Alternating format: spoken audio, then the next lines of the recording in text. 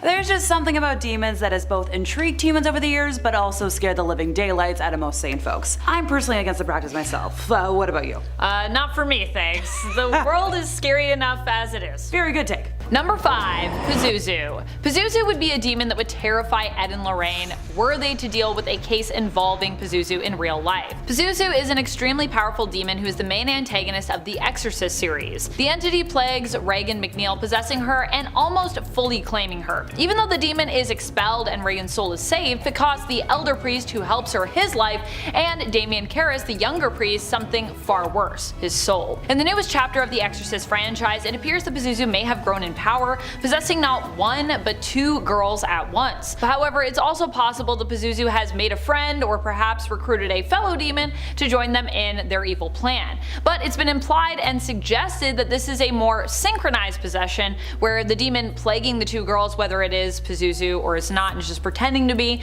can take hold of both of them at once. We'll have to wait and see if this is actually one entity and if the film marks the return of Pazuzu or not, as Exorcist Believer comes out later this month on October 27th. Pazuzu is one of my worst fears personally. When it comes to the initial Exorcist movie that Pazuzu appeared in as the demon possessing Regan, I was terrified to watch it. I remember going to Halloween movies and us putting on scary films to watch, and for me, Exorcist was always one of the most terrifying, the one that haunted me the most after I left. This was because Pazuzu felt like such a smart and indomitable threat in the first film. This was a demon that refused to be bested even when the cavalry were called in, even when priests who had experience dealing with demonic possession were finding many of their usual tactics basically failed them. And the fact that Pazuzu does harm to its hosts, altering the way that they look, also haunted me. The idea of something living inside you that fundamentally changes you as a person, that's honestly pretty horrifying to me. I have to imagine that despite all their experience working in the field of the supernatural, Pazuzu would still shock and surprise Ed and Lorraine as well. After all, they have dealt with objects that are possessed more often than people being possessed,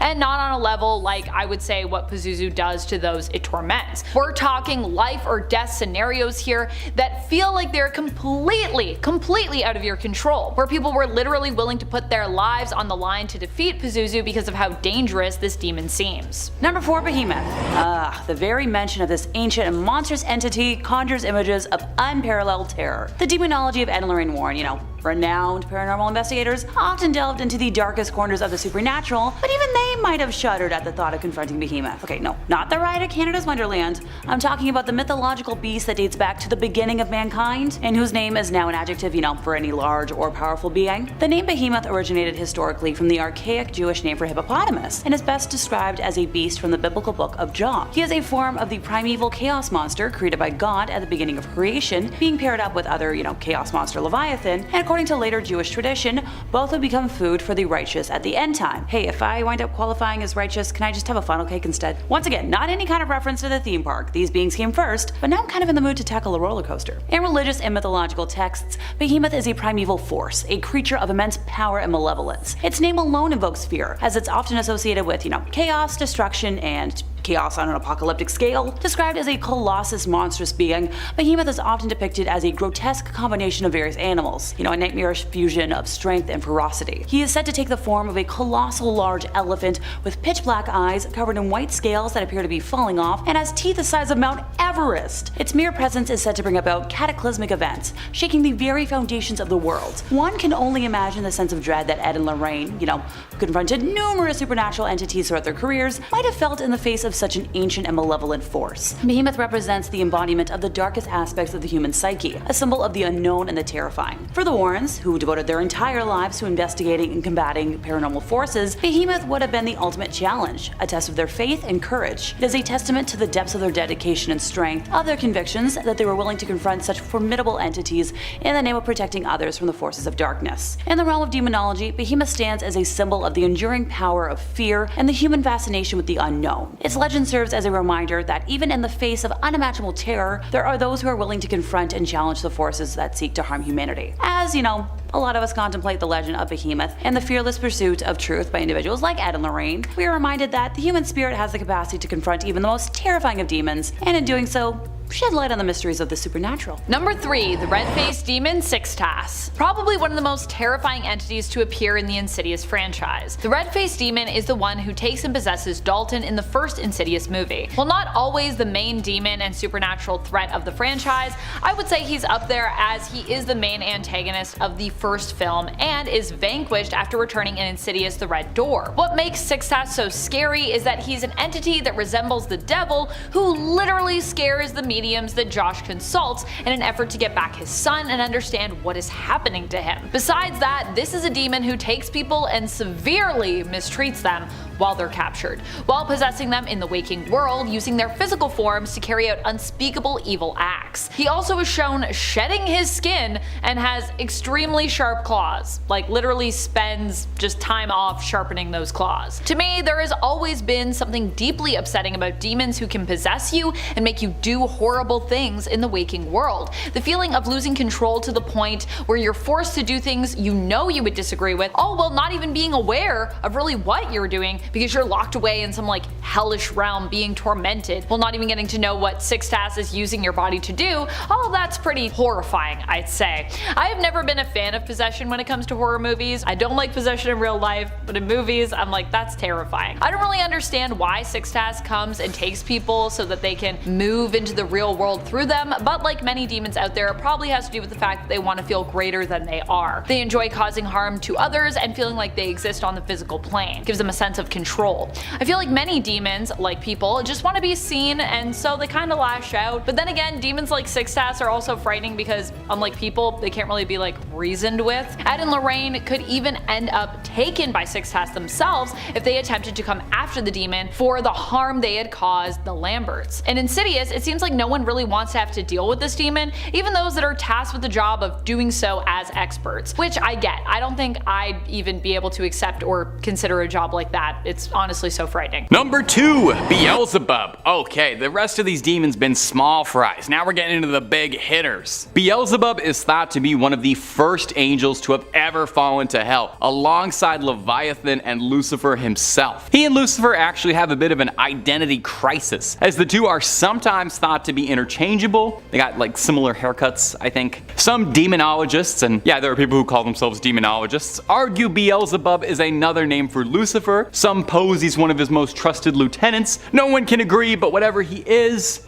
pretty scary. His history is fairly interesting. It's thought that his namesake is a mockery of the ancient god Baal, a Bronze Age god of fertility. Some scholars believe Beelzebub's name comes from Baal-zebub, meaning Lord of the Flies, inferring that the followers of Baal are nothing more than flies worshipping a dung god. The Lord of the Flies sort of ended up becoming Beelzebub's de facto title, with almost all depictions of him featuring flies in ubiquitous amounts. Occasionally, he's even depicted as a giant fly. It's very Kafkaesque. Beelzebub is said to be one of the most powerful demons inside of Hell's domain, capable of great and control over humanity. Beelzebub was cited during the Salem witch trials as the entity that had corrupted and swayed so many women to witchery, so we have him to thank for goth girls, I guess.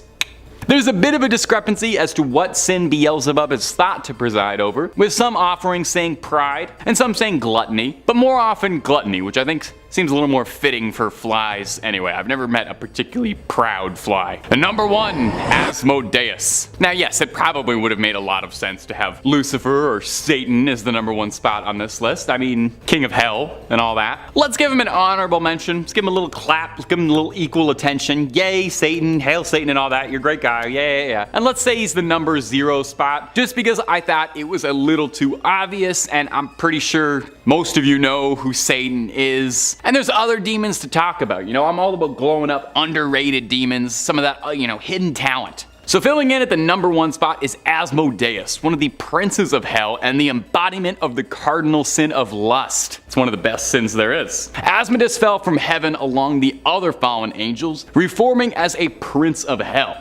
Asmodeus is said to have been married to Lilith, the primordial she-demon, famed for her banishing from the Garden of Eden and for destroying Fraser Crane's life. Lilith was cursed and banished for her defilement and depicted as a temptress, and Asmodeus was like, I'm super into that stuff, Lilith. You want to procreate an endless stream of demons into the world and reign over a dominion of chaos? And the rest is wedded bliss. Now, depictions of Asmodeus vary pretty wildly. Occasionally he's a handsome fella, but most commonly he's depicted as a squat, vaguely humanoid creature with rooster legs, tail of a snake, 3 heads, a bull, a goat, and a scruffy demon head as the center. Asmodeus presides over lust with the help of his beloved Lilith. The two tempt humans with madness and desire to ruin people with lechery. Apparently this wasn't enough for him, as some stories also described Asmodeus as having command over the betting halls of hell and is responsible for tempting men's souls towards gambling. So what I'm hearing is that Asmodeus is in charge of lust and gambling, so he probably parties harder than absolutely anybody in hell. I don't know, sounds kind of cool. That's why he's at the #1 spot today. Starting with number 5, we have Behemoth. No, not the ride at Canada's Wonderland. I'm talking about the mythological beast that dates back to the beginning of mankind, and whose name is now an adjective for any large or powerful being. The name Behemoth originated historically from the archaic Jewish name for hippopotamus, and is described as a beast from the biblical book of Job. He is a form of the primeval chaos monster created by God at the beginning of creation, being paired up with the other chaos monster Leviathan. And according to later Jewish tradition, both would become food for the righteous at the end time. Hey, if I wind up qualifying as righteous, can I have a funnel cake instead? Once again, not any kind of reference to the theme park. These beings came first, but now I'm kinda in the mood to tackle a roller coaster. Well, I've established that Behemoth was a brutish beast known for incredible strength. Legend says he was originally created to help stabilize the world, and is known to create chaos in humans' lives, just like my roommate. He is said to take the form of a colossally large elephant with pitch black eyes covered in white scales that appear to be falling off, and has teeth the size of Mount Everest. Yeah, that's a little too big for my liking. The direct quote from the book of Job that I mentioned earlier is as follows. 15, behold Behemoth, which I made as I made you, he eats grass like an ox. 16, behold, his strength in his loins, and his power in the muscles of his belly. 17, he makes his tail stiff like a cedar, the sinews of his thighs are knit together. 18, his bones are tubes of bronze, his limbs like bars of iron. 19, he is the first of the works of God, let him who made him bring near his sword. 20, for the mountains yield food for him where all the wild beasts play. 21, under the lotus plants he lies, in the shelter of the reeds and in the marsh. 22, for his shade, the lotus trees cover him, the willows of the brook surround him. 23, behold, if the river is turbulent, he is not frightened. He is confident through Jordan rushes against his mouth. 24, can one take him by his eyes, or pierce his nose with a snare? Behemoth and Leviathan make an appearance in Revelation 13, as they try to fight against God and can be only slain by God. Thessalonians 2:8, Revelation 19:19-20, both these beasts are extremely strong, unruly, and untamable in nature. In Revelation 13:11-12, then I saw another beast coming up out of the earth, and he had 2 horns, like a lamb, and he spoke as a dragon. 12, he exercises all the authority of the first beast in his presence, and he makes the earth and those who dwell in it to worship the first beast, whose fatal wound was healed. And that's enough Bible babble for right now. In 4th place, we have Vine, an Earl and King of Hell. This Earl commands a simple 36 legions of demons. Because I know y'all are gonna make me do the math for this one, a legion is anywhere from 3,000 to 6,000 demons. So roughly between 108 to 216,000 demons. Where's my gold star for calculating that? And how are there so many demons? The significance of his name seems to be from the Latin word vinea, vine, which is also the name given to an ancient war machine made of wood and covered with leather and branches, used to overthrow walls. In terms of his appearance, once summoned, he will show up resembling a lion and holding a viper in his hands. Now, I don't do well with snakes, so if you request him to change said appearance, he will present in human form, with long black hair, black wings, and now holding a golden cane. I know there's people out there who might be attracted to this, present company included, but don't take that as encouragement to summon him. Known as one of the most difficult demons demons to summon and work with. He is also one of the only demons who can identify witches and warlocks without being previously informed about their abilities, along with having the ability to tell the past and future, which I can see is kinda tempting. Vine is insensitive to humanity and cares little for harming those who summon him, making him wildly unpredictable and dangerous to summon, along with having the power to take souls without requiring permission. I repeat, dangerous. Right in the number 2, Beleth, a king of Down Under. No, not Australia, you comedians. Hell. Out of today's entire list, he probably commands the most demons out of anybody. Ready for this? 85 leagues. Personally, I wouldn't be able to handle that kind of responsibility. I'm barely able to command my own life as it is. He tends to go by a couple of different names though, such as Belet, Beleth, Byleth, and Billith. Very fond of alliteration, I see. When summoned, he originally appears as a terrifying dark knight on a horse. He is accompanied by a cacophony of music, and presents himself as scary as possible to test the conjurer. If the summoner is not deemed courageous, yeah, you're in for a lot of problems. Also, and once again, do not summon demons, but if he decides you are strong enough, he'll be kind to you, but only if the conjurer is holding a hazel wand and draws the summoning triangle to the south, to the east, and upwards. He's also pretty judgy, so if you look like a slob, all bets are off. While summoning him, one must wear a silver ring on the middle finger of the left hand to protect themselves from his fire-breathing abilities. Speaking of that fiery stuff, his overall abilities include the capability to throw fireballs and hellish explosions from his hands and mouth that can incinerate angels and can create large crimson fire dragon heads, which on impact can incinerate or explode any opponent. Oh, the pyromaniacs out there want more. Who am I to deny? So Beleth has tried his dang best to emulate holy fire and couldn't recreate it perfectly, but has instead created a light yellow fire that manifests itself from the tendrils in the hands and forearms that pierce and burn any target, but keep a soul trapped in black crystals made with the ash that he can keep as a souvenir. Oh, and he can release needles from his hands with the same effects. By the way, any results from this power are irreversible unless you want to turn into Mr. or Mrs. Big Pile of Dust. I'd recommend avoiding that. He can also fire laser-like fire beams from his hands that are even more powerful than hellfire, that can and will incinerate anything in its path. Definitely a Leo. Too much fire not to be. Oh, almost forgot. He is able to create weapons such as swords, daggers, spears, needles, and blades in his hands. Oh, that fire and the ability to create weapons? No thanks. I can't imagine Ed and Lorraine wanting to go anywhere near someone that can impale you with needles from your hands. And so much fire. Number 1, the Black Demon. This is the demon featured in the movie of the same name. In this story, the Black Demon is an agent of Tlaloc, an ancient Aztec and Mayan god that some other religions have classified as a demon as well. The Black Demon in the movie comes in the form of a giant shark, similar to a megalodon in appearance and size. One of the explanations that is posed in the film as to why this creature is here and what it's doing suggests that the Black Demon was actually sent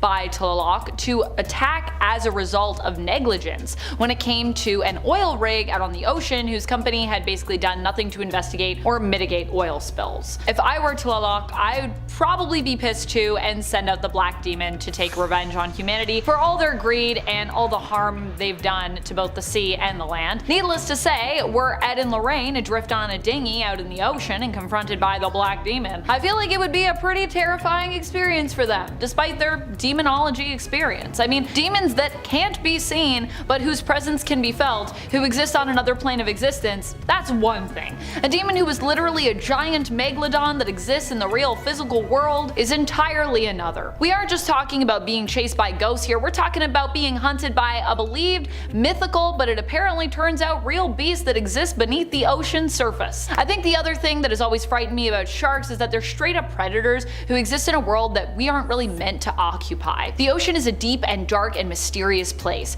and as much as I love swimming in the ocean and being in water in general, when we're in there we're completely out of our element. Unless I guess you have equipment, and even if you do sometimes, you aren't really prepared to be underwater for long periods. You can't move as easily, you can't see as easily where you're going, it's just frightening. And I feel like that is what gets me. You are fighting something that is in its element while you're out of yours. Add in the fact now this isn't just any old shark, but basically a megalodon who also has ties to the spiritual world with its connection to Tlaloc, and yeah, that is honestly some scary stuff. First up, we have Incubus. This dark demon is said to take on the appearance of a male human who tries to impregnate unsuspecting women while they are asleep. Now, the goal of Incubus is to use his unsuspecting victims to birth demons and witches in order to create more servants of hell and devil worshippers. The word Incubus incubus is actually derived from the Latin language and directly translates to nightmare. So keeping that in mind, it only makes sense that this demon would appear in the shadows of the night to prey on his victims. It is not known how many dark beings incubus could have fathered, but it is believed that the famous magician Merlin was actually created by incubus. Many people believe that Merlin would actually spread dark magic in the towns that he traveled to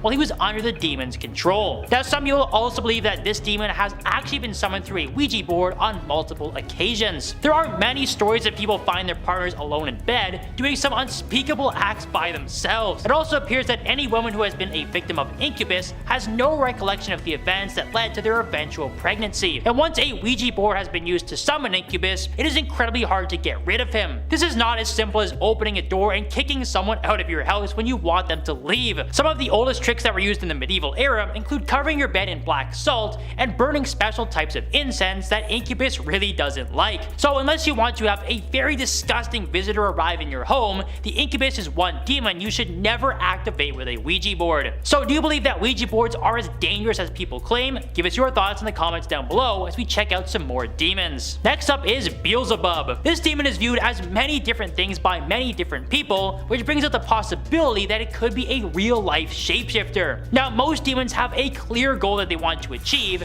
and they have various ways of manipulating their victims in order to obtain what they want. Beelzebub loosely translates to Lord of the Flies, which has led many to believe that this demon could very well take on the appearance of a small insect. However, other stories have described Beelzebub as a large demon that actually commands a huge army of insect-like creatures. It is said that Beelzebub uses its many servants to cause destruction and wreak havoc on Earth through violent attacks. These servants are generally regarded as scum and excrement that are lurking in the deepest depths of the underworld. Some religious figures even believe that these servants are damned souls who are forced to carry out their Lord's dirty work for the rest of eternity. The Catholic Church especially fears Beelzebub, as he is even mentioned in the Bible. The scribes in Mark 3:22 have actually accused Jesus Christ himself of working directly with Beelzebub. Some believe that the Lord of the Flies was banishing evil spirits away from Earth on Jesus' orders so he could gain even more servants. Now, anything that commands an army of evil spirits and has the ability to shapeshift should not be taken lightly. Summoning Beelzebub with a Ouija board can enrage the demon and cause it to take over your day-to-day life. There have been reports of Beelzebub appearing in homes as a large dark mass that is most active at night.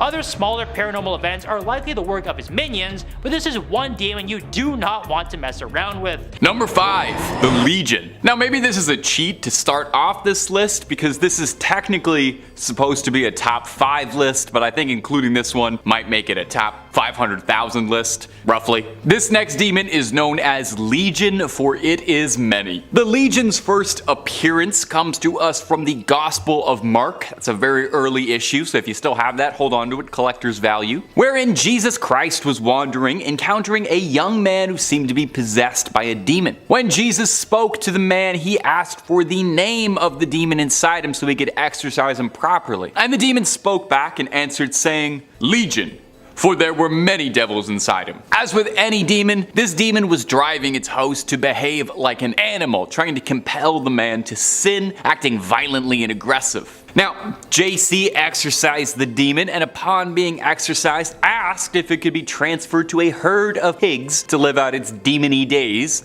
to which Big JC obliged. Now, the Legion is pretty atypical when it comes to demons. It's not the prince of anything, or the embodiment of any one sin. The Legion, as the name might imply, is made up of countless individual little demons, all living inside one person like a big demon jamboree. There'd be so many demons inside you, there wouldn't even be any room for you. The Legion works like a demony hive mind, all moving together in unison. Sometimes Satan's armies are referred to as the legions of hell, but I guess the Legion is its own thing, which must make labeling pretty confusing. No one's exactly sure what sort of demons the Legion are, just that there's a lot of them working together in blissful demon harmony. As well, no one can really determine what the Legion is supposed to look like, but just know if you've ever seen a horde of literally anything, most likely would look like that, and not particularly pleasant. One demon is bad enough, let alone a couple 100,000 all in one place. That's just too many demons per square mile, square inch, square whatever measurement. Too many demons. And if you're looking for way more demons, if that's not enough demons for you, well, we've got stories of all kinds of horned beasts and snake-headed monsters and winged terrors on Top 5 Scary for you, and then some.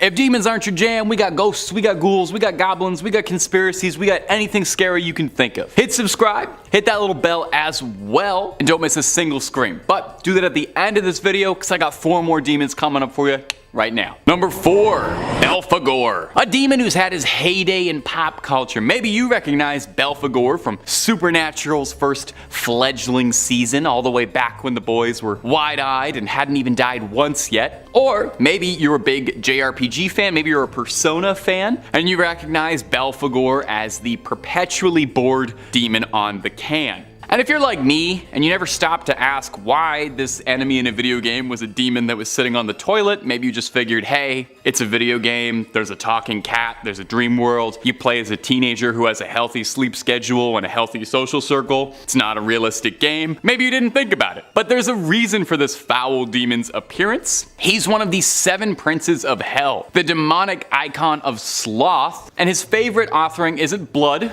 or a fresh goat, but a little mud pie.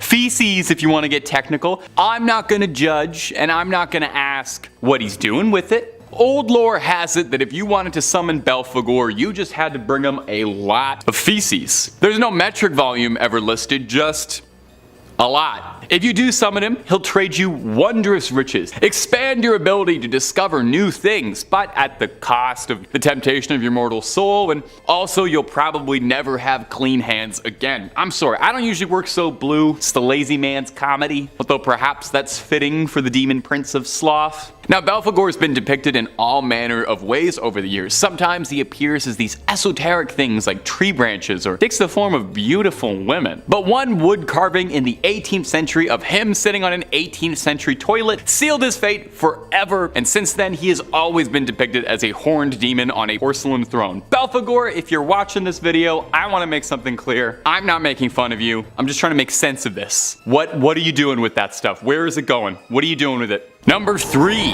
Mammon. Hey, look, there's nothing wrong with wanting a little bit, right? It's nice to want, you know, we all want things. A little money, a little power, you know? Now, for most of us who weren't born into a Fortune 500 lineage, might be a little bit tricky, unless you've got a little bit of help. Maybe like from Mammon, the embodiment of human greed. You know, he's actually a lot more generous than his position as greed demon might suggest, you know? If you give over your eternal soul and pledge yourself to an eternity in his service, he might reward you with great riches. That's a pretty solid transaction. Mammon is thought to originate from an ancient word for wealth, and it's thought that this is where Mammon was first born from, was mankind's inherent desire for wealth and greed twisted out of subconscious want. Curse us for wanting. The Gospel of Luke and Matthew both directly quote, "You cannot serve both God and Mammon," meaning you can't have a pious life on a quest for massive wealth, and taken literally later to mean you can't also serve one of the 7 princes of hell and worship God. That kind of makes sense. Mammon is greedy, real greedy. It's said of all the archdukes and princes of hell, Mammon is more concerned with staring at the gold pavement than any of Lucifer's rebellion or business of the heavens, taken to mean that Mammon does not concern himself with anything that doesn't involve cold hard coin, baby. He's on that grind set 24/7. He's out there getting demon bags. Racks on racks on racks on racks. Now, the demon of greed has taken many forms over the years, most often looking like a fairly normal human sitting on a big golden throne looking down on those who would call for him. He's also been associated with a wolf and is believed to be able to take the form of one for dealing on Earth. It's said that part of the arcane ritual to evoke Mammon is to imagine your spirit as a golden wolf calling out to him. Now, if you do invoke Mammon, a little advice from me, just be sure you're being reasonable about this. You never know what happens if you get too greedy with a demon. Coming in number 3, we've got Grant Morrison. Now here we are with another artist supposedly summoning demons. We've talked about musicians and even ended up discussing an author last time. Now there's a playwright and comics artist on the list. Grant Morrison is well known for their experimental, non-linear, and counter-cultural approach to comics, and has helmed all sorts of DC publications over the years. They've also famously dabbled in different types of magic, sometimes getting close to the demonic side. In an interview with Sci-Fi, Morrison had this to say about demons. "It's a bit of both. Demons definitely exist if you consider demons, as I do, to be personifications of negative feelings and states that are familiar to all of us. Fear is a demon. Hate is a demon. Addiction is a demon, as is self-loathing, or guilt, or hopelessness. Everyone's felt the fangs of these beasts in one form or another. Basically, a demon is a human-hating, self-destructive state of mind given form or voice. Medieval grimoires portrayed these disordered, diseased, or chaotic states of mind as a jumble of cladogrammatic chaos. Flies with crowns, angel-winged toads, and wolf-headed eagles with swords. These demons have been with us since humankind became self-aware, which is what gives them their supernatural, i.e. eternal quality. Hate has been around forever. As individual human beings, we can all become possessed by hate. Someone, somewhere, right now hates someone or something. Therefore, hate never dies. Hate exercises an undying power over human affairs. Therefore, hate is a god, as love is a goddess. When the individual hate you briefly feel connects with the hate that never dies, you are in touch with bleak divinity. A magical ritual designed to summon hate into your heart would align your personal transient experience of hate with undying cosmic hate, until nothing remained in your heart and soul but hate. That's what it means to summon a demon. So, while their experience with demons might not be what most folks expect, there's a lot of interesting information to consider. Coming in at number 2, we've got Edward Centineo. For a quick moment, we're going to return to the 3 a.m. YouTuber state of mind. Edward Centineo, along with his constant companion Nikki, run a channel called Arcade Craniacs, and most viewers have a tough time figuring out whether it's parody or not. All of the hallmarks of these so-called demonic YouTube videos are there, from FaceTiming fictional characters to running around in the dark after witnessing something creepy. To date, Centineo has supposedly summoned Sonic.exe, the imposter from Among Us, Chuck E. Cheese, Freddy Fazbear, Elmo, SpongeBob, and more. Now, most of these demonic apparitions are just people in suits, or so it seems, but the commitment to the gag, the over-the-top reactions to everything happening, the weird references to other YouTube drama going on woven in, and all of the incredible performances from all involved make these demonic summonings more entertaining than most. I think they're just having fun with it and poking fun at other YouTubers. Probably. And coming in at number 1, we've got Emperor Justinian. Now, this might shock you, but stick with me. A lot of people believe that politicians and other public figures are demons in human form.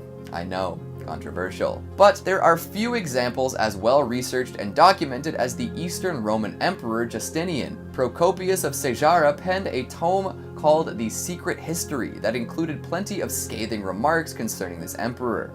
The author truly believed that Justinian was a demon pretending to be a human. His wife, too. Of the many claims Procopius makes, there are a few that stick out. Apparently, Justinian's mother claimed that he was a demon too. Folks would often see his head disappear from his shoulders as he exited rooms, only to be right back in place when he was next seen. According to some, his face would melt into featureless flesh and he'd become unrecognizable. Now, that doesn't really seem like stuff a normal emperor would be accused of, right? Could it be that Justinian was a demon? Or maybe he summoned one for a chance at power and gave up his form to the entity in question? Coming in at number 5, we've got Aaron Layton. Authors tend to be a reclusive sort. So many tales exist detailing a storyteller's retreat to the wilderness to find peace so that they can pen their next great work. Someday, that'll be me, and you'll never hear from me again. But until then, I'll just look at others and their foolhardy demon dealings. See, being alone in the woods tends to also inspire people to look deep within and find out what they truly desire. Without the distractions of modern life, other people, and a strong Wi-Fi connection, folks have to face down plenty of hard truths. If these truths are difficult enough, or if their dreams are big enough, they might be tempted to strike up a deal with the demon. I'm not sure if Aaron Layton had actually done this or not, but his children's book seems to imply that he's an expert in this field. He wrote a book called A Children's Book of Demons, and inside are a bunch of fun and funky illustrations detailing demons the world over. Accompanying these illustrations is plenty of prose, encouraging children to be creative while dealing with their problems. It's kind of an edgy concept for a kid's book, but nothing too insane. However, it got lots of attention upon being published, drawing the ire of exorcists, religious leaders, and uptight parents everywhere. The book encourages readers to imagine demons, draw sigils, and attempt to use these strategies to assist them in their daily life, like a kid's Bible storybook, but more in line with Satanism. Most would look on and get a good chuckle out of this, but the previously mentioned folks condemned the tome, claiming that it would imbue the children with evil energies and ruin their lives. This leads me to assume two things. One, Aaron Layton knows enough about demons and Satanism to write a book that will offend people, and in his studies might have summoned one or two.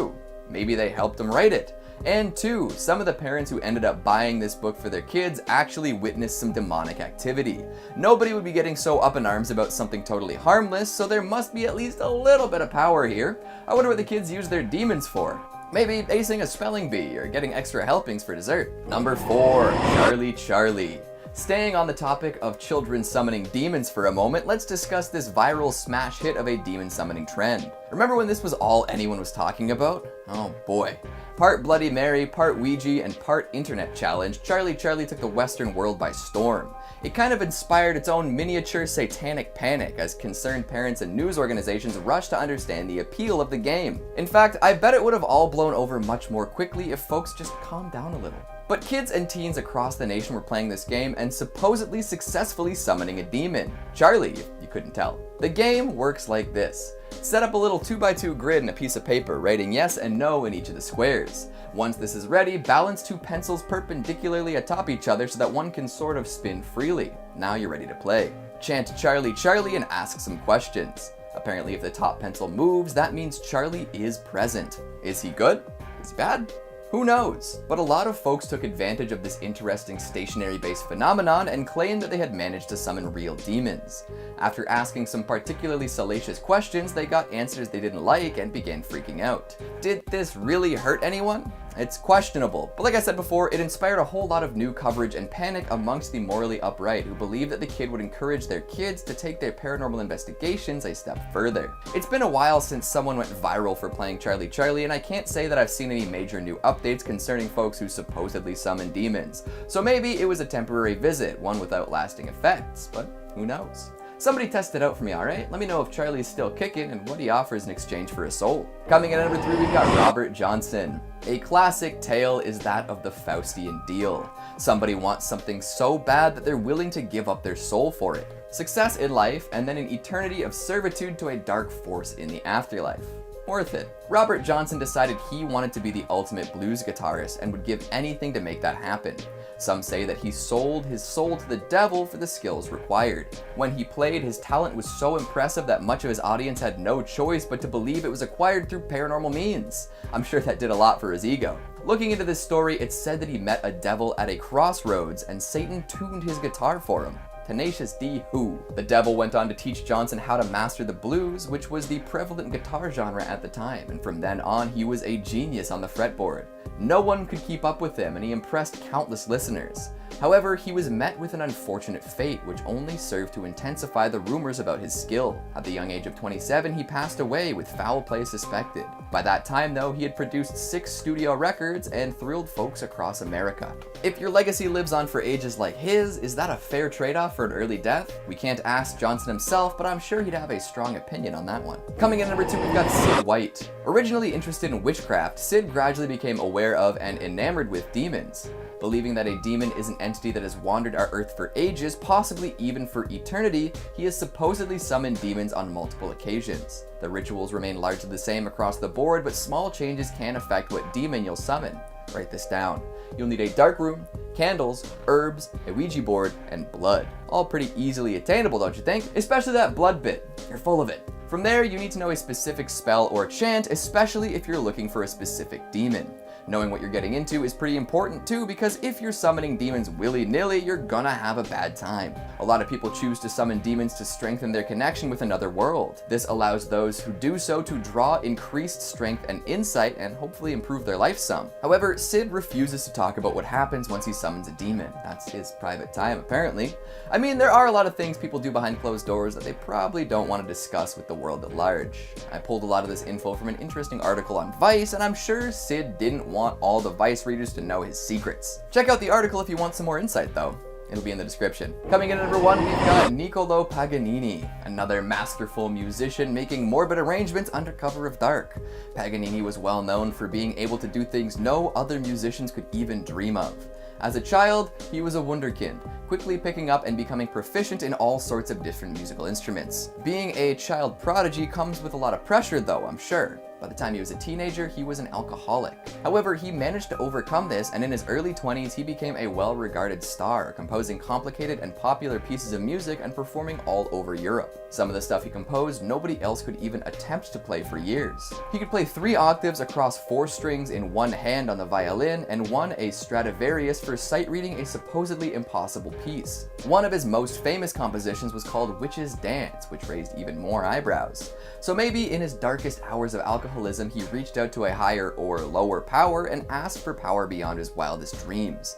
Either that, or he decided to get it together. He supposedly had really long fingers too, which may have helped with his incredible musicality. Striking up deals, looking for power, and wondering what might be on the other side. All good reasons to summon a demon, but also maybe not great reasons. But hey, it's your life. After that, we have Antoine Gay. This one may not sound as terrifying as a traditional demon, but it could be even more dangerous. Antoine Gay started out life as an ordinary human being, but he is infamously known as being one of the strongest cases of demonic possession to this very day. Antoine was a Frenchman who served in the military in the 1800s before becoming a carpenter in the city of Lyon. He then decided he wanted to begin the process of becoming a monk and was accepted as a lay brother at his local abbey. Now, things took a strange turn for him, however, when he shockingly decided to leave the church due to a complete nervous disorder. His sudden mood swings and his unexplained conditions quickly started to raise concerns that he had been possessed by a demon. He was examined by priests and other religious figures who reported that Gay spoke in a much deeper tone and began to share dark secrets of his life. He also started speaking in perfect Latin without ever studying the language or having any knowledge of it. Now, religious figures named the demon that had possessed Antoine Isacaro, but not much was known about the demon or its intentions beyond its name. Antoine Gay eventually passed away in the late 1800s due to various complications that priests believe were linked to the demon who had possessed him. But nowadays there are people who are convinced that Antoine Gay is still inhabiting our world as an evil entity. There are rumors that Isacaro had passed its energy onto Antoine when he passed away, and he is now tormenting other souls all around the world. However, because of the mystery surrounding the original demon, no one is really sure how to stop it. Ouija boards are likely the easiest way to summon it, but there is no reason why anyone should even attempt to do that. Next on our list is Baphomet. This demon is another direct servant of Satan who was mentioned in texts as far back as the 11th century. He is described as a large winged beast with a goat head and a human-like body. Many paintings also show the words dissolve and coagulate tattooed on the demon's arms. Now, this seems a little strange at first until you realize the main purpose of this demonic figure. Many believe that Satan had originally summoned Baphomet to destroy religion from the inside out. He would manipulate humans on Earth to carry out some evil deeds and spread the word that religion was very bad for the soul. Of course, Baphomet needed a large following of loyal servants who would help him in his quest, and he didn't have a tough time finding them. The infamous Knights Templar that existed between the 12th and 14th centuries were apparently the main followers and direct servants of Baphomet. They would supposedly carry out all sorts of anti-Catholic rituals and actions, which included spitting on the cross. While the Knights were technically a military order that was supposedly fighting alongside the Catholic Church, some believe that they were actually fighting against it. Many people started to question the Templars' faith in the early 1300s, and some were convinced that they were worshipping demons. Then in 1307, it was King Philip IV who ordered the majority of the knights to be arrested for worshipping Baphomet. This led to the of many members and the complete dissolution of the order. But if you thought that spelled the end of Baphomet altogether, then you would be very, very wrong. There are many anti-religious groups that still exist today, and many believe that they are actively summoning Baphomet to carry out their orders. While many evil spirits are keen on working with this terrifying demon,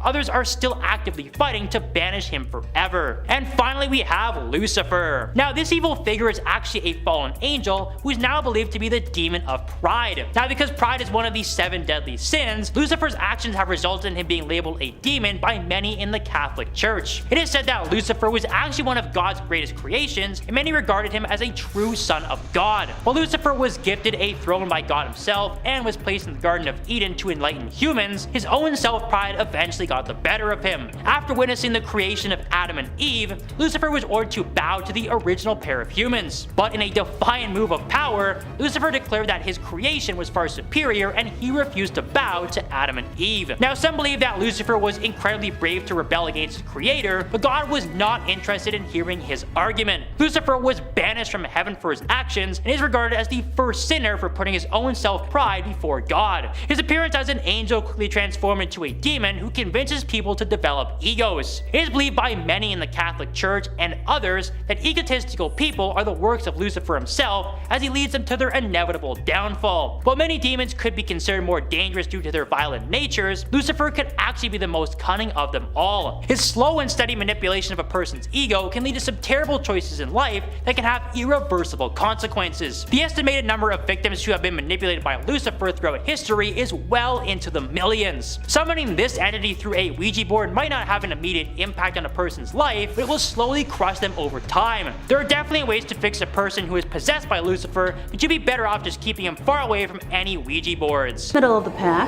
In third place, we have Pazuzu. If your first response was to say bless you, we have the same sense of humor. You may be familiar with references made to him in The Exorcist and the House of Ashes video game, but we're not talking about Linda Blair's acting today. As an apotropaic entity, he was considered both a destructive and dangerous wind, but also a repellent to other demons, one who might safeguard the home from their influence if he was in the right mood. Remember, if he was in the right mood. Kinda like me sometimes. He is quoted as introducing himself by stating, "I am Pazuzu, son of Anubu, king of the evil Lilu demons. I was enraged in violent motion against the strong mountains and ascended them." Lilu demons are the class to which Pazuzu and his leagues of demons belong. There is also a notable connection to the earlier Babylonian personifications of the four winds. These beings, as depicted on several cylinder seals, have wings, and each represents a different direction of the north, south, east, and west winds. It's important to note that noted professor of ancient studies,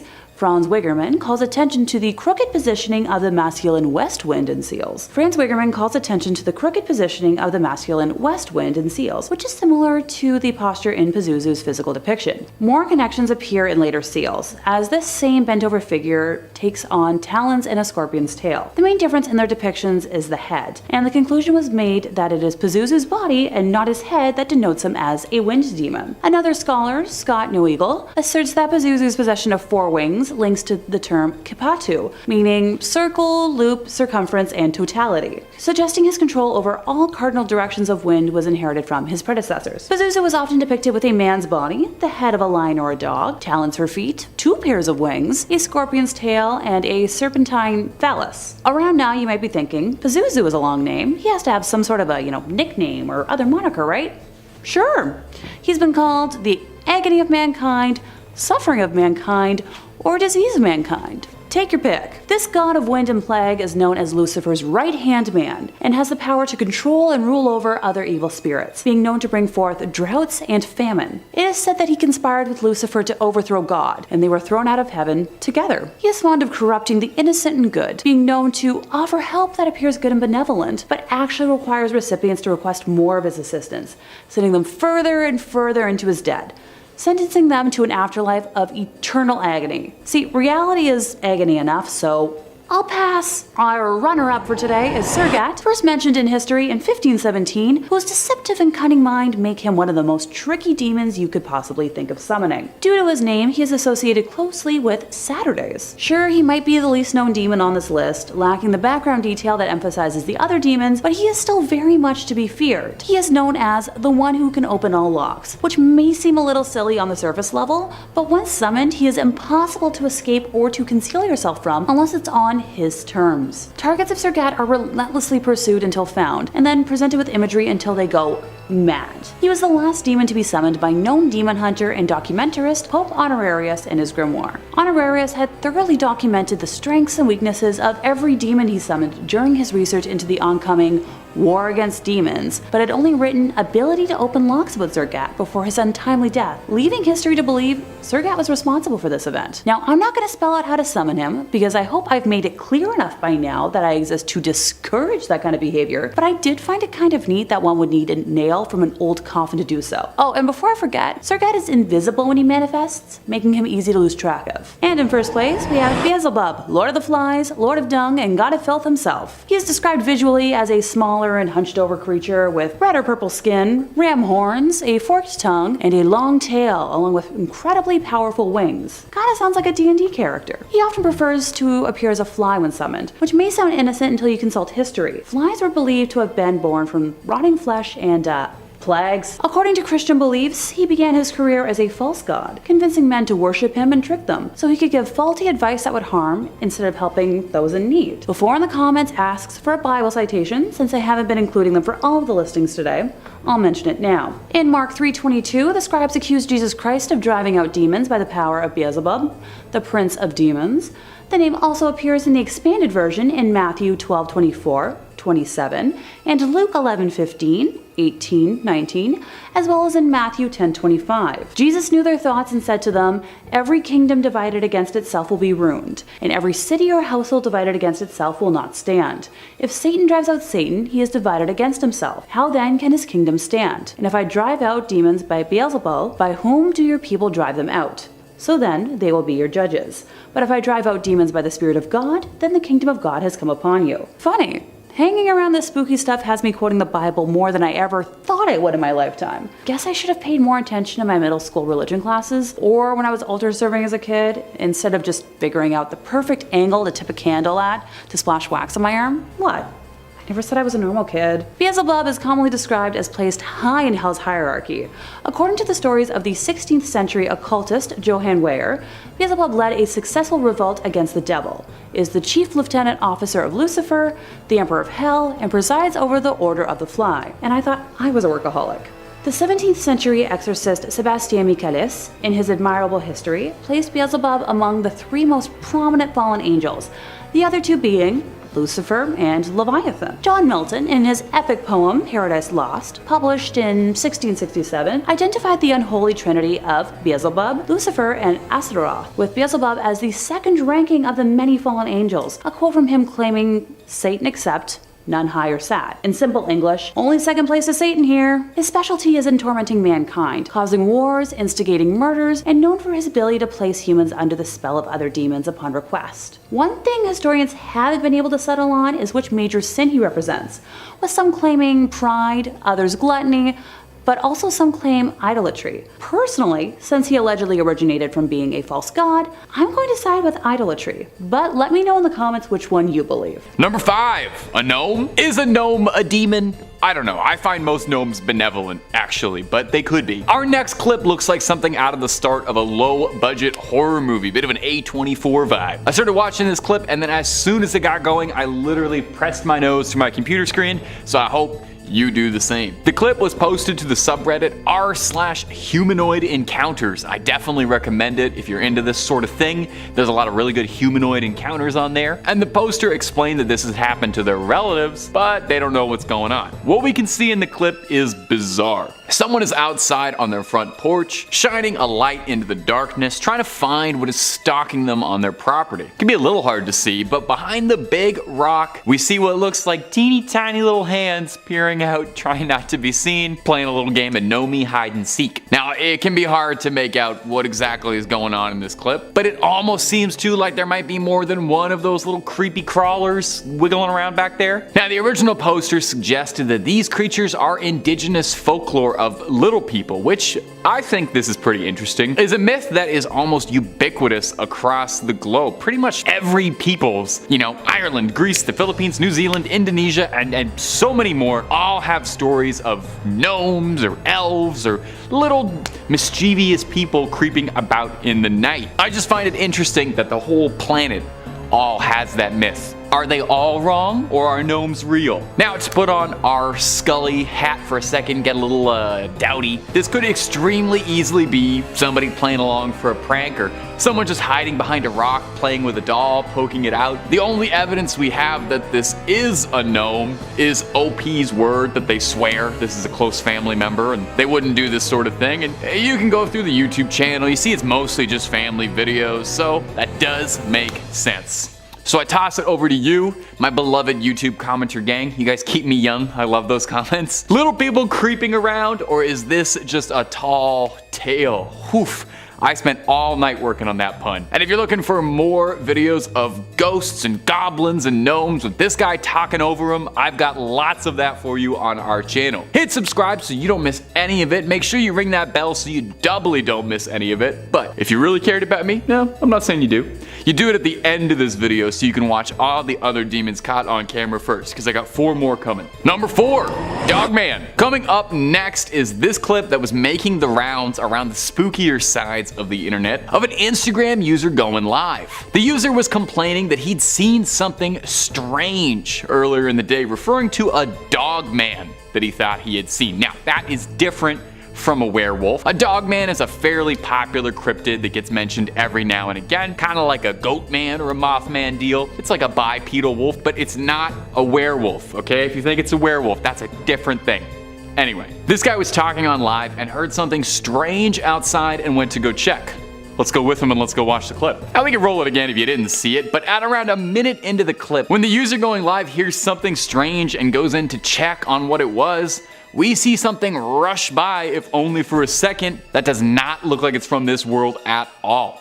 Looks like a tall creature running by on its hind legs, and I know it does give off a werewolfy vibe. I get it. It looks like a werewolf. I get it, but it's a dogman. It's totally different. I don't have the time to explain the difference, but a dogman and a werewolf are totally different. Now here's the thing. Either this video is one of the best fakes I've ever seen, and I watch a ton of supernatural videos, so I like to think I got an eye for it. It's got a great budget and actor who really knows how to sell a scare, or this is something that actually happened to a real terrified guy. It being on Instagram Live gives it a little bit more credibility, you know? It's harder to fake things in camera on live. It doesn't really seem like someone in a costume, it just looks like it was a dogman caught on camera. Okay, so realist, Scully mode, I don't know if I have one. Molder mode, that's a dogman. That's a dogman all the way down. Why don't you all let me know down below what we think is going on down there, and also if you have some insight on the werewolf dogman debate, lend a hand. I'm fighting a losing battle here. Number 3, strange things in Montana. Montana is sometimes called the treasure state. All the gold and silver that have been uncovered there, and also for lesser reasons for all the wild cryptid stories that come out of it. For seekers of the supernatural,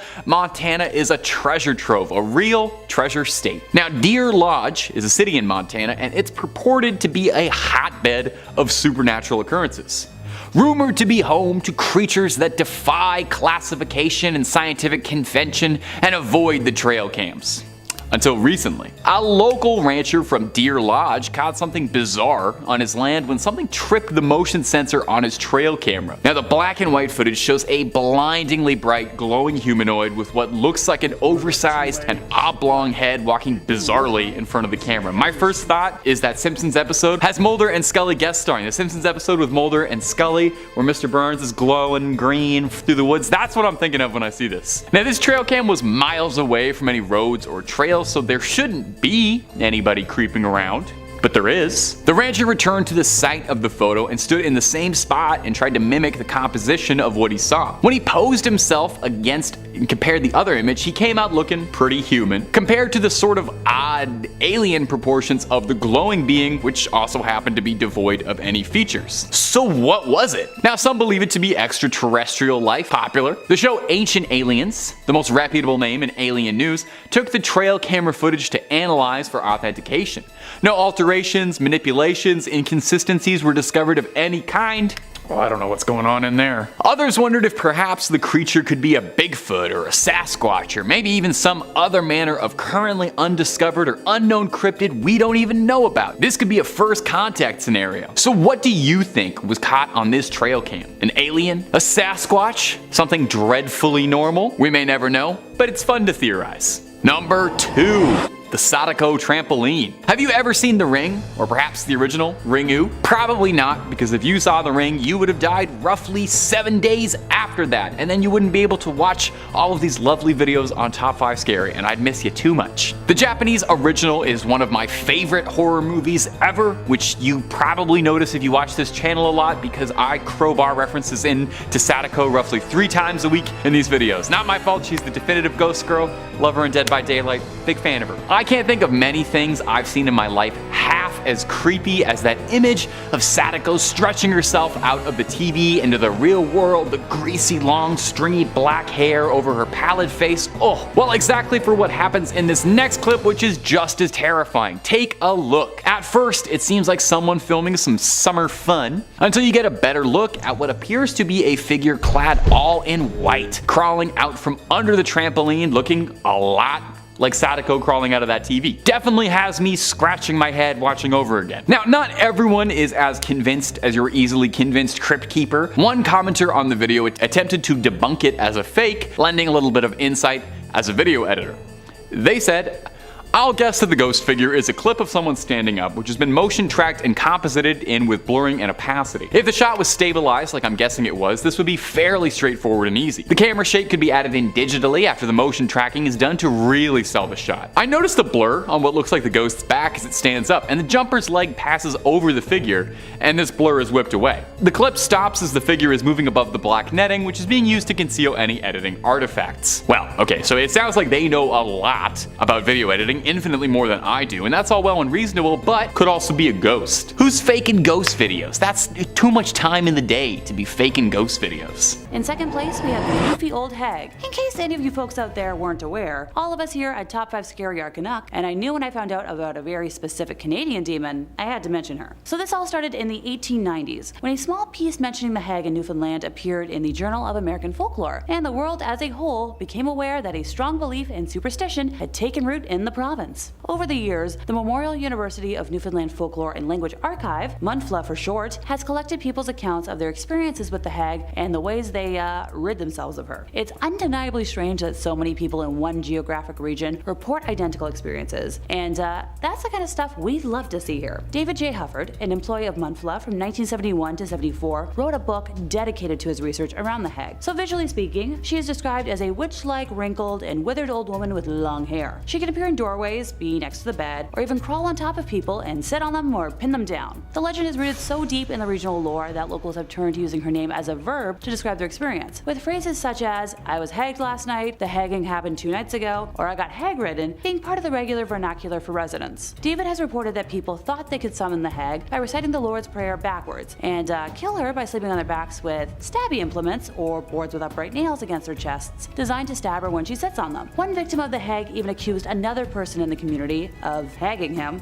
summoning her on purpose to haunt him out of jealousy. Little extreme, but alright. Contemporary Newfoundland folklorist Dale Jarvis confirms that people still believe in the old hag today, and they approach the legend kind of differently than others. He is a big fan of ghost stories, having written a few books on the subject, and he tends to ask locals about their encounters or if they believe in ghosts. Most say no, but then he always counters with, "Well, have you heard of the old hag?" And people who would originally have scoffed at the idea of the supernatural reply, "So-and-so had an experience," and proceed to tell him a very creepy story. So for the people of Newfoundland, the hag exists outside of the realm of the unknown and debatable, and it is a real and present danger that people experience. So if anyone is watching from Newfoundland, please let me know in the comments if you know of any hag experiences, because I'm just so fascinated by this. In our first place, we have the Pisadera. Pisadera, also known as Pesadera, is a legendary female creature of Brazilian folklore that scares people who eat too much at dawn and steps on their bellies while they sleep, leaving them suffocated or paralyzed. Well then, excuse me, I'm making a mental note to text a buddy of mine who is both nocturnal and a stomach sleeper, since I don't think he needs any demons in his life. Thankfully, I'm kind of a side sleeper, but I can't have my knees on top of each other or they'll be weird the next day. Feel free to let me know in the comments how you folks sleep out there, since it's kind of neat the differences from person to person. Anywho, the Pisadera is considered the personification of nightmares and associated with sleep paralysis disorder. Visually, she is described as a very thin woman with long and dirty nails on very long and dry fingers, tangled white hair, wide red eyes, short legs, a big hairy nose, greenish teeth, and a large chin turned upwards. I'm surprised that Disney hasn't taken that and made her a villain yet. As if she wasn't horrifying enough visually, she also has a high-pitched, constant laugh. If you are unlucky enough to meet her one day, you will notice that Pisadera always has her mouth and her evil eyes wide open. She spends most of her time on the roofs of houses, observing the movement inside. After supper, when someone sleeps with a full stomach, she then takes action, leaving her hiding place and stepping on their chest. Those affected remain in a state of paralysis, but are still able to follow everything consciously, which brings them great despair, because there's nothing they can do to get out of that situation. In 5th place, we have Horrors, a Duke of Hell. Granted, he also goes by Floros, Flavros, Horas, or Havres, depending on who you ask. He is a great duke, ruling over 36 legions of spirits, and most commonly appears as a large leopard with a human face and evil eyes. In his human form, he has been known to appear as a male figure with red liquid eyes, body ablaze with flame and other scary features, but also as a tall female figure, and that is slender and flame with flowing red hair. If that appeared in front of me, I'd probably be a little tempted too.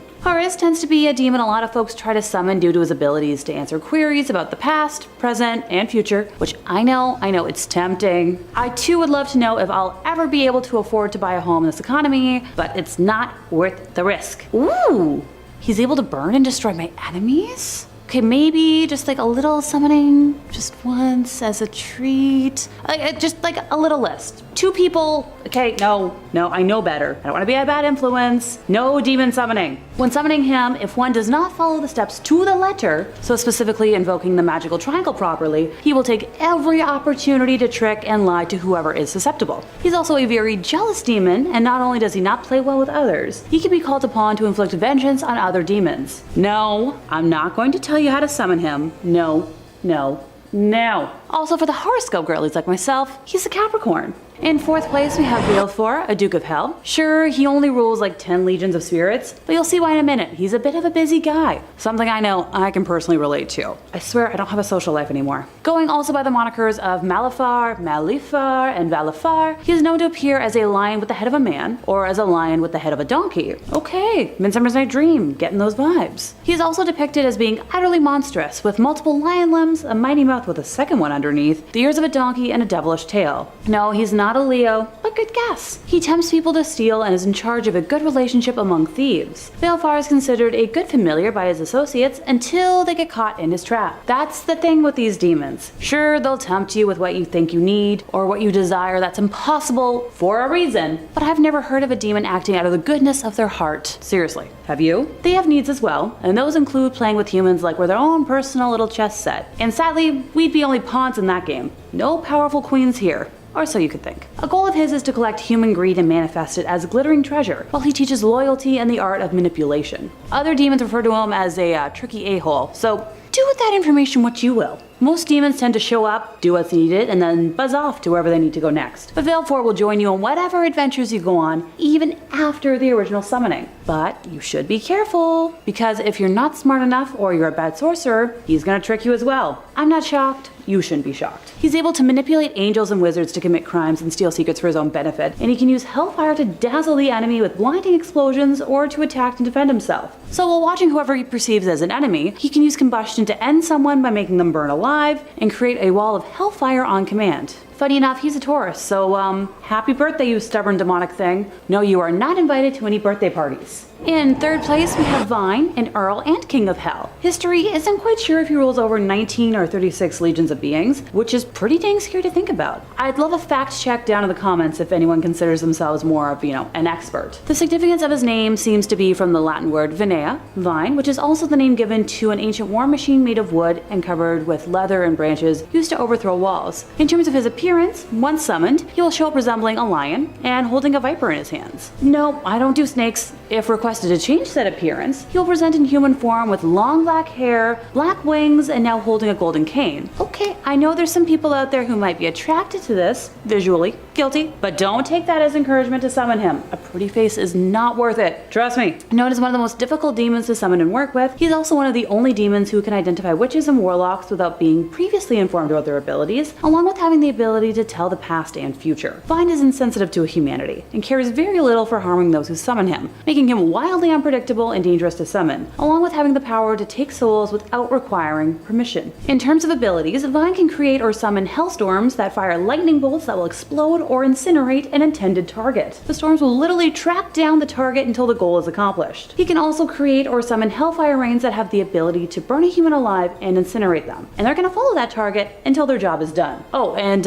not just humans. He can manipulate hellfire that's capable of incinerating gods, archons, djinns, and titans. Of course, he's a dang Gemini with, the appearance changing and all. I love my Geminis in my life, but a stereotype is only a stereotype when it's true. In second place, we have Beleth, the king of Down Under. No, not Australia, you comedians. Hell. Out of today's entire list, he probably commands the most demons. Ready for this? 85 leagues. Personally, I wouldn't be able to handle that kind of responsibility. I'm barely able to command my own life as it is. Similar to Horez, he also goes by a couple of different names, such as Belet, Beleth, Byleth, and Billeth. Very fond of alliteration, I see. When summoned, he originally appears as a terrifying dark knight on a horse, is accompanied by a cacophony of music, and presents himself as scary as possible to test the conjurer. If the summoner is not deemed courageous, bad times would be ahead for whatever poor soul tried. Also, and once again, do not summon, but if he decides you are strong enough, he'll be kind to you, but only if the conjurer is holding a hazel wand and draws the summoning triangle to the south, east, and upwards. He's also pretty judgy, so if you look like a slob, all bets are off. Yeah, I feel like I'm out here. While summoning him, one must wear a silver ring on the middle finger of the left hand to protect themselves from his fire-breathing abilities. Speaking of that fiery stuff, his overall abilities include the capability to throw fireballs and hellish explosions from his hand and mouth that can incinerate angels and can create large crimson fire dragon heads, which on impact can, incinerate or explode any opponent. Oh, the pyromaniacs out there want more. Who am I to deny? So Beleth has tried his dang best to emulate holy fire and couldn't recreate it perfectly, but has instead created a light yellow fire that manifests itself from tendrils in the hands and forearms that pierce and burn any target, but keep a soul trapped in the black crystals made with the ash that he can keep as a souvenir. Oh, and he can shoot needles from his hands with the same effects. By the way, any results from this power are irreversible, so unless you want to turn into, Mr. or Mrs. Big Pile of Dust, I'd recommend avoiding that. He can also fire laser-like beams from his hands that are even more powerful than hellfire, that can and will incinerate anything in its path. Yeah, definitely a Leo. Too much fire not to be. Oh, almost forgot. He's able to create weapons such as swords, daggers, spears, needles, and create blades in his hands. All that fire and the ability to create weapons? No thanks. In first place, we have Baal, one of the kings of hell. He is the most powerful demon on our list today and commands a grand total of 66 legions of beings. As a treat, because it's first place, I'll do the math for this one. You folks ready for this? He commands anywhere between 198 to 396,000 demons, which is roughly the size of a small city. He is a fallen angel turned demon with the power to make men invisible, and I just shuddered mentally thinking about that. Visually, he's horrific, so I can understand why he would want to be, invisible. Let me guess. You want all the details, right? If I get nightmares tonight, I'm blaming it on this. When summoned, he appears as a creepy monster with 3 heads, one of a frog, another of a cat, and the third is of an older man with pale eyes and strange ears. Oh, that's not scary enough. Okay. So instead of human legs, he has a dozen spider legs. I don't usually describe myself as an arachnophobe, but this visual is terrifying. No thanks! I'll stick to thinking about pretty unicorns and Disney characters so I can maybe get this thing called sleep tonight. Not super familiar with the concept, but I've heard it's a good time. Symbolically, the spider legs represent an ancient symbol of hard work and creation, but also cruelty, greed, and cunning. The frog head is representative of a new beginning and physical wealth, while the cat head is for mental wealth and security. Baal is the lord of storms, winds, and rains, and I'd appreciate it if he could stop with that these days. He's been described as communicating with a very hoarse voice, and it's rude that there are no accounts of anyone offering him a cup of tea during a summoning. If you're listening, almighty demon, I'd highly recommend a honey citrus mint concoction to see if that helps. His special skills include demonic projectiles, which is the ability to mold his power of destruction into many highly mobile spheres capable of eliminating things without a trace and bypasses target's defenses, resulting in apparently minimal damage to the surrounding environment. How, considerate of him? From specifically his human head, he can spew out large amounts of wave-like or tsunami-like magma that can completely eliminate armies and can spit myriads of magma balls that hit many targets individually. From his cat head, he can fire beams that will combust or end anyone. I promise I'm not writing a video game character here, even though he kinda sounds like it. From specifically the frog's head, he has a prehensile tongue that can reach out and catch fleeing opponents and devour them. Oh, and he can vaporize angels. No biggie, right? Yeah, he's definitely an Aries. And that brings me to the end of our time in hopes that my reminders to avoid summoning demons have resonated with anyone out there. Oh, and if anyone caught the Buffy reference I tossed in today, big gold star for you. Seriously, I know even I get tempted sometimes, as demonstrated by my wish to end some enemies, but those temptations are best left as daydreams. If you really feel the need to fantasize further, I feel like writing fanfic is a good way to do it. Just put whatever you need in a situation and let all that frustration flow out. I promise it'll be healthier than summoning one of these terrifying demons. In 5th place, we have a familiar sight. Arthur Owen describes himself as suffering from sleep paralysis on a regular basis, anywhere from between, 3 to 4 times a week at least. He took to the internet to describe that the worst instance was by far a month or so ago, when he had the same vision for a few weeks straight. Every time he woke up, a girl would enter his bedroom. She'd tell him about her day, and overall just initiate casual conversations, almost as if they'd known each other for quite some time. Arthur would feel genuinely happy and calm in her presence. But remember, I'm here to talk about demons, not happy things. Mid-conversation, she started clutching her chest and falling to the floor as if she was having a heart attack. She held out her arm to Arthur, asking for help, but he could not move. He'd watched her die in front of him again and again and again, and couldn't do anything to help her. After this, he'd wake up covered in sweat, with his heart racing and panting like a racehorse. He never saw her face, but her voice was incredibly familiar. He just couldn't place it. One specific morning, when he woke up, the same vision played out before his eyes. The girl entered the room, they talked, she fell over, dying. He couldn't do anything about it and woke up a mess. But something was different. This time, as she fell on his floor, he saw her face. She was one of his closest friends, someone who he saw every day and knew very well. He mentioned he hasn't told her, and I would recommend telling her. I've had this kind of premonition before, and sadly for me, it came true. I predicted a death the week before it happened, and I didn't mention it to anyone until after the event. Even though it happened years ago, over 10 years ago now, it's stuck with me ever since. In 4th place, we have exam stress. So this tale comes from my good friend Marissa, who started experiencing sleep paralysis during exams in her first year at university, which anyone who knows is an extremely stressful time. What's sleep? The first time it happened, she woke up with the feeling that she was being suffocated, that her bed was swallowing her up. The more she panicked, and the faster her pulse and breathing became, the quicker she was disappearing into the bed. She felt like she couldn't move a muscle, and her attempts to scream were silent. After she calmed herself down, she kinda drifted out of her paralyzed state and woke up completely. The second time it happened, she awoke to see a very tall man standing by her door, holding something behind his back and moving towards her, very slowly. Once again, she was unable to move and couldn't make a sound. It wasn't until the third instance when it started to get demonic in nature. She remembers waking and feeling an enormous pressure bearing down on her and a loud, almost deafening buzzing sound in her ears. She felt threatened, as though some malevolent demonic presence was hovering above her, trying to possess her, trying to force itself into her body, and once again, she was unable to fight it off. Marissa was desperately trying to speak, to tell it to go away, to leave her alone, but to no avail. Eventually, the sound in her ears faded away, and the pressure eased, and so she was able to move again. Her worst experience overall with sleep paralysis was after she'd been up all night doing an essay, having fallen asleep next to her laptop. I've been there myself. Honest to goodness, back in high school, I used to participate in fan group multicam video chat rooms, and the amount of times I'd fall asleep with my webcam on were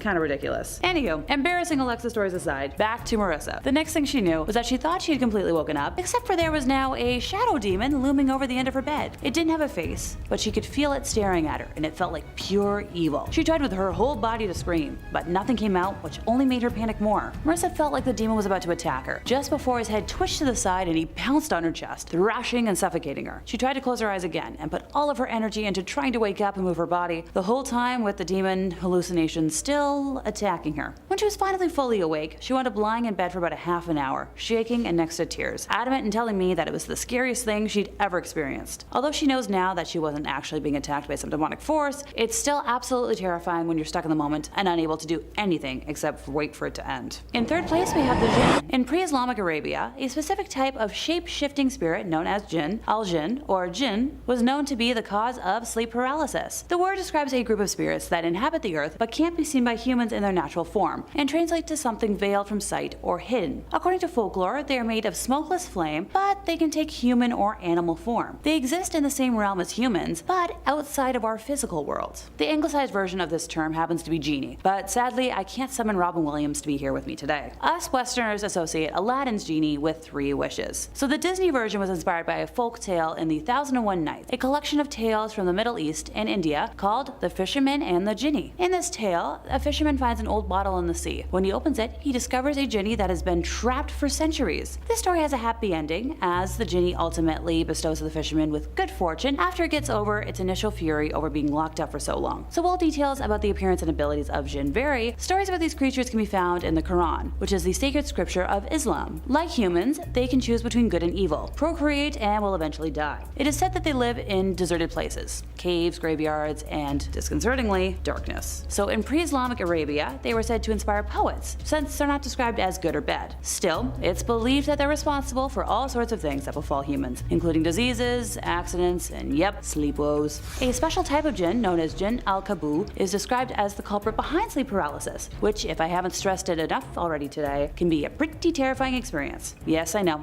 I'll say it again, technically speaking, they aren't inherently good or bad, but depending on what you read, they are considered capable of possessing people, as in the case of jinn al-Taboo. One study also found that some people in Muslim populations believe jinn are the cause of psychiatric symptoms. Number 3. The Popobawa.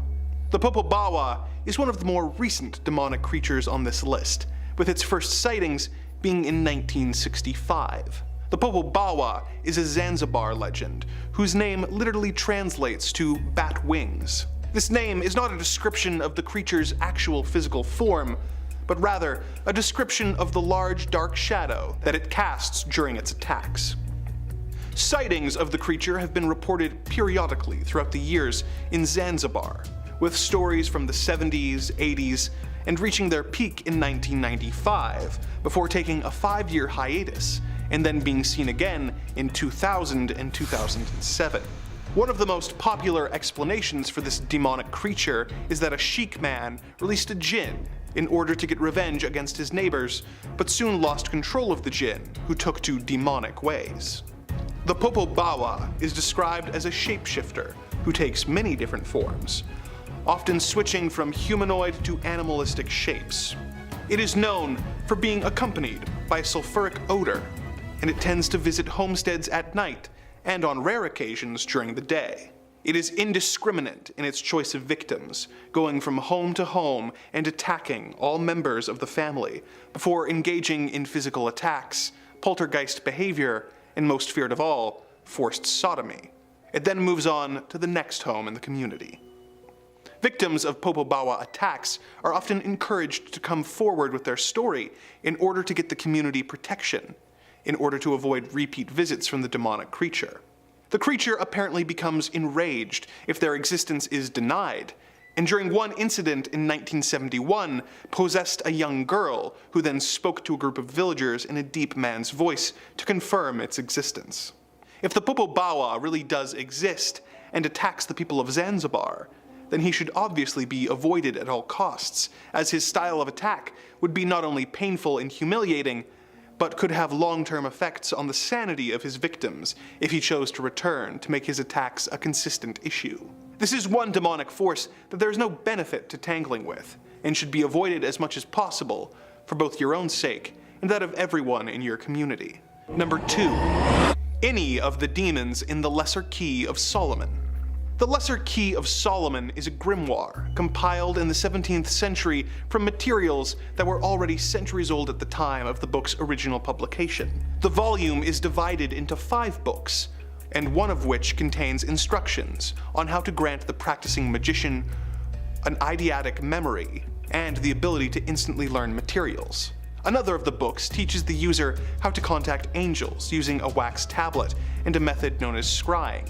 2 of the other books describe the 24 different angels and their relation to the 24 hours in the day, and the 360 spirits of the degrees of the zodiac. However, the Lesser Key's most famous book is known as Ars Goetia, which contains 72 sigils, each representing a different demon, as well as instructions on how to summon the 72 demons, and even how to control them. Before you go searching for a copy at Barnes & Noble, consider the following.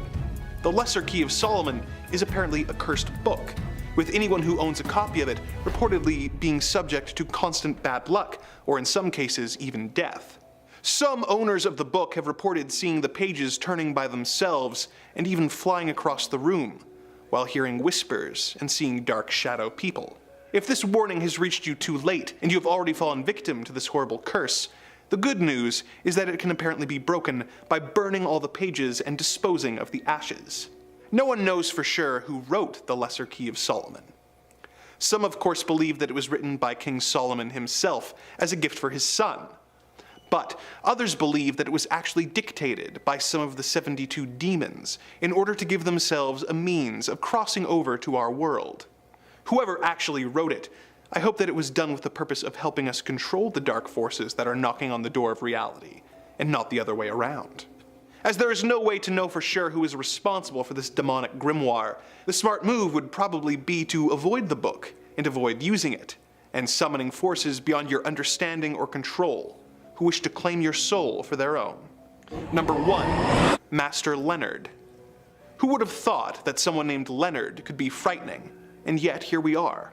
Leonard is one of the spirits or demons featured in the 1818 demonology text, the Dictionnaire Infernal, by Jacques Collin, which describes various demons as well as their hierarchies. Leonard is described as a 3-horned goat with the face of a man, who uses his horns to initiate his followers and grant them satanic powers. His job title is Grand Master of the Nocturnal Orgies of Demons, which is undeniably an impressive job title. He is known for having banquets thrown in his honor by his followers, where they all consume the flesh of a stillborn goat, which is then eaten without salt and boiled with reptiles in order to depurify the sinless meat. He also has a habit of transforming into a handsome young soldier and luring young women into the wilderness, where he will impregnate them, with all the resulting children being stillborn as an offering to sin.